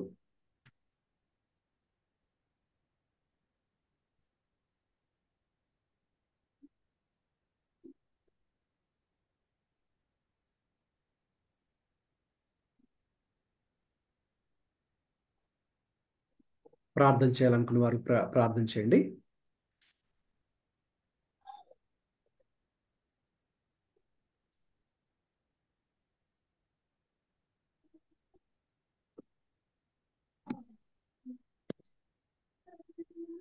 మహాగణుడా, మహోన్నతుడా, మీకు స్తోత్రములు తండ్రి, మీకు స్తుతులు ప్రభువా. దేవా, ప్రతి వారము నేను లక్షవారము మీ దాసులు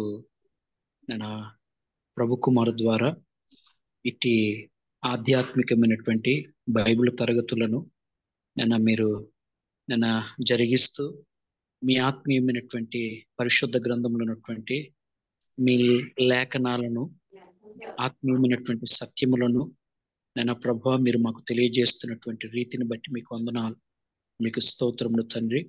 దేవా, మీ దాసుని మీ కృపలో జ్ఞాపకం చేసుకునండి, బలపరచండి ప్రభువా.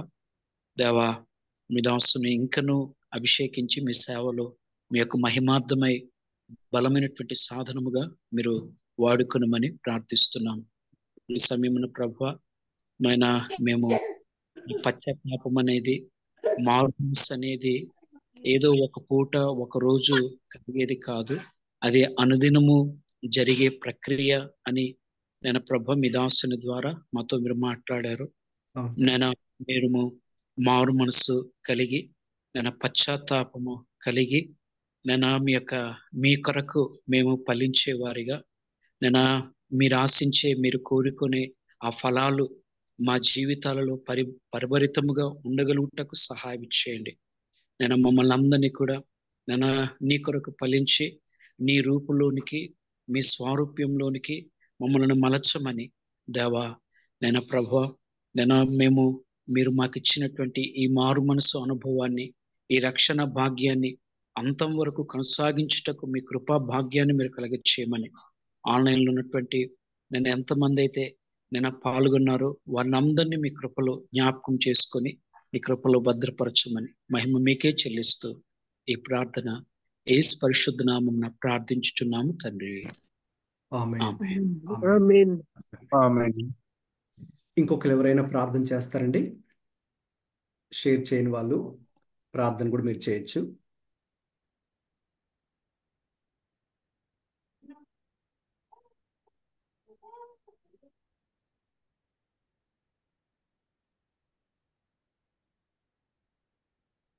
సరే, ప్రార్థన చేసుకుని ముగించుకున్నామండి. ప్రేమగల తండ్రి, మహాపరిశుద్ధుడా ప్రభువా, మరొకసారి నాయన ఈ యొక్క వారం కూడా మేము ఈ యొక్క పాద సన్నిధిలో చేరి ప్రశస్తమైనటువంటి ప్రభువా, విలువైనటువంటి తండ్రి అయ్యా, మరి మీ యొక్క లేఖనములను తండ్రి పరిశోధించి అధ్యయనం చేసేటటువంటి కృపను, ధ్యానించే కృపను మీరు మాకు అనుగ్రహించినందుకు మీకు వందనాలు, స్తోత్రాలు చెల్లిస్తున్నాం ప్రభువా. ముఖ్యంగా ఈ దినాన మేము అధ్యయనం చేసినటువంటి ప్రభువా యొక్క ఫలించని అంజూరపు చెట్టుకు ఉపమానం అధ్యయనం చేస్తున్నాం. మరి ఆ యొక్క ఉపమానం ద్వారా మీరు మాకు తెలియజేసినటువంటి ఆత్మీయ సత్యాలను బట్టి స్తోత్రాలు చెల్లిస్తున్నాం నాయన. ప్రభా మరి తండ్రి అవునయ్యా, మా జీవితం ఈ దినాన్న ఫలభరితంగా లేకపోతేనైనా అయ్యా మీరు మాకు ఒక అవకాశం ఇస్తూ ఉన్నారు. ఒక అవకాశమే కాదు, ఎన్నో అవకాశాలు మాకు ఇస్తూ ఉన్నారు తండ్రి. మా పట్ల ఎంతో దీర్ఘశాంతం కలిగి, అలాగే అయ్యా మీరు మా పక్షంగా విజ్ఞాపన ప్రార్థన కూడా చేస్తూ, మా పక్షంగా ఒక ఉత్తరవాది వలె, ఒక న్యాయవాది వకీలు వలె మా యొక్క మన జీవితాన్ని మీరు తండ్రి అక్కడ తెలియచేస్తూ అయ్యా ఎంతగానో మాకు సహాయం చేస్తున్న దేవుడు అయినందుకు స్తోత్రాలు చెల్లిస్తున్నాము. మరి ఆ రీతిగా మా అందరి జీవితాల్లో పశ్చాత్తాపము కానీ ఫలభరితమైన జీవితము ప్రభా మీరు చూపించే కృప కొరకై మేము ఇక అలాగే జీవించాలన్నది మీ యొక్క చిత్తమై ఉన్నప్పుడు మరి అలాగే జీవించే ఒక అయ్యా ధన్యత మా అందరికీ అనుగ్రహించమని ప్రార్థన చేస్తున్నాం. తద్వారా ప్రభా మా యొక్క జీవితంలో మీకు మహిమకరంగా ఉండుటకు అయ్యా మరి భూమి మీద ఉన్నంత వరకు కూడా అయ్యా ఇతరులకు కూడా దీవెనకరంగా మా జీవితాలు ఉండుటకు, మీకు మహిమకరంగా మారుటకు మా అందరికి కృపను అనుగ్రహించి నడిపించి మరి దినాన తండ్రి యొక్క ఆన్లైన్ బైబిల్ స్టడీలు ఎవరైతే పార్టిసిపేట్ చేశారో వారందరినీ కూడా వారిని వారి కుటుంబాలను దీవించమని ప్రార్థన చేస్తున్నాను. అయ్యా విశ్వాసులు ఉన్నారు, అలాగే దైవ సేవకులు ఉన్నారు ప్రభా మరి ప్రతి ఒక్కరిని కూడా అయ్యా వారి యొక్క జీవితాల్లో వారి యొక్క పరిచర్లో అన్ని విషయాలు కూడా మీరు తోడుగా నడిపించమని అయ్యా ఈ యొక్క అయ్యా మరి బైబిల్స్ క్లాసెస్ అనేక మందికి రాబోయే దినాలు తన దీవెనకరంగా మార్చబడి మేము అందరూ కూడా తన ప్రభు యొక్క మార్గంలో అయ్యా మీ యొక్క లేఖనంలో ఉన్నటువంటి ఆ యొక్క సత్యములను, ఆ యొక్క మాధుర్యాన్ని అయ్యా ఆస్వాదిస్తూ అయ్యా లేఖనాలను పఠించడం ద్వారా, అధ్యయనించడం ద్వారా ఉన్న గొప్ప ఆశీర్వాదాన్ని మేమందరూ కూడా పొందుకొని ఇంకా అనేకులకు కూడా మేము తండ్రి ప్రభా మీ యొక్క వాక్యాన్ని ప్రచురించే వారు ఉండటకు మాకు సహాయం దయచేయమని యేసుక్రీస్తు ప్రభు పరిశుద్ధ నామములో ప్రార్థిస్తున్నాం తండ్రి. ఆమేన్. ఇప్పుడు మన దేవుని ప్రేమయు, మన ప్రభు అయిన యేసుక్రీస్తు కృపయు, పరిశుద్ధాత్మ దేవుని తోడు సహవాసం మనందరికీ ఇప్పుడు ఎల్లప్పుడూ సదాకాలం తోడై ఉండి నడిపించును గాక. ఆమేన్. ఆమేన్. అందరికీ ప్రైజ్ లార్డ్ అండి. God bless you all. Thank you for joining. వచ్చే వారం కూడా మనకి యథావిధిగానే మనకి 7:30 గంటలకు ఉంటుందండి. తర్వాత ఈ సెషన్ కూడా రికార్డ్ చేసాము. ఆ యొక్క లింక్ మీకు తర్వాత పంపిస్తాము. సో ఇంకా ఒకవేళ లేట్గా జాయిన్ అయి ఉన్నా, లేకపోతే మీకు తెలిసిన వాళ్ళకు కూడా మీరు దాన్ని షేర్ చేయొచ్చు. రైట్. ఒకవేళ మీకు ఏవైనా క్వశ్చన్స్ కానీ లేక ప్రేయర్ రిక్వెస్ట్ కూడా ఏవైనా ఉంటే వాట్సాప్కి మీరు పంపించండి. దాన్ని బట్టి నేను ఆ క్వశ్చన్కి ఆన్సర్ అయినా, అలాగే ప్రేయర్ రిక్వెస్ట్కి ప్రేయర్ చేయడం అనేది జరుగుతుంది. రైట్. ఓకేనండి. Praise God. God bless you all. Good night. Good night. Good night. Good night. Good night. Praise the Lord. Praise Lord. Pastor గారు ప్రైజ్ లార్డ్ కదా. పాస్టర్ గారు ప్రైజ్ లార్డ్ అండి. పాస్టర్ గారు praise Lord కదా. Pastor గారు నేను మధ్యలో మేము జాయినింగ్ అయ్యాం కదా. అవునండి. ఇప్పటి వరకు అయినటువంటి ఈ ఆన్లైన్ తరగతులన్నీ కూడా మీరు రికార్డ్ చేసినవి పంపించండి పాస్టర్ గారు. తప్పకుండా బ్రదర్. యాక్చువల్గా అయితే మన ఛానల్లో మీరు పాస్టర్ ప్రభు కుమార్ అబండెంట్ లైఫ్ మినిస్ట్రీస్ మీకు ఒకటి పంపిస్తాను, ఒక లింకు. పంపించండి. మీరు అందులోకి వెళ్ళి కనుక చూస్తే మొత్తం అన్ని కూడా ఉంటాయన్నమాట. ఇప్పుడు దాకా మనకి 36 ఉన్నాయి. యాక్చువల్గా ఈరోజు 38th వీక్. సో ఇవి ఈ సబ్జెక్ట్ సంబంధించింది. ఇవి కాకుండా మళ్ళీ ఇంతకుముందు బైబిల్ యొక్క ప్రాముఖ్యత గురించి కూడా ఒక 24 సెషన్స్ ఉంటాయండి. అవన్నీ కూడా మన ఛానల్లోనే ఉన్నాయి. మీరు మన ఛానల్లోకి వెళ్తే అన్ని కూడా ఉంటాయి. నేను ఒక లింక్ మీకు పంపిస్తాను.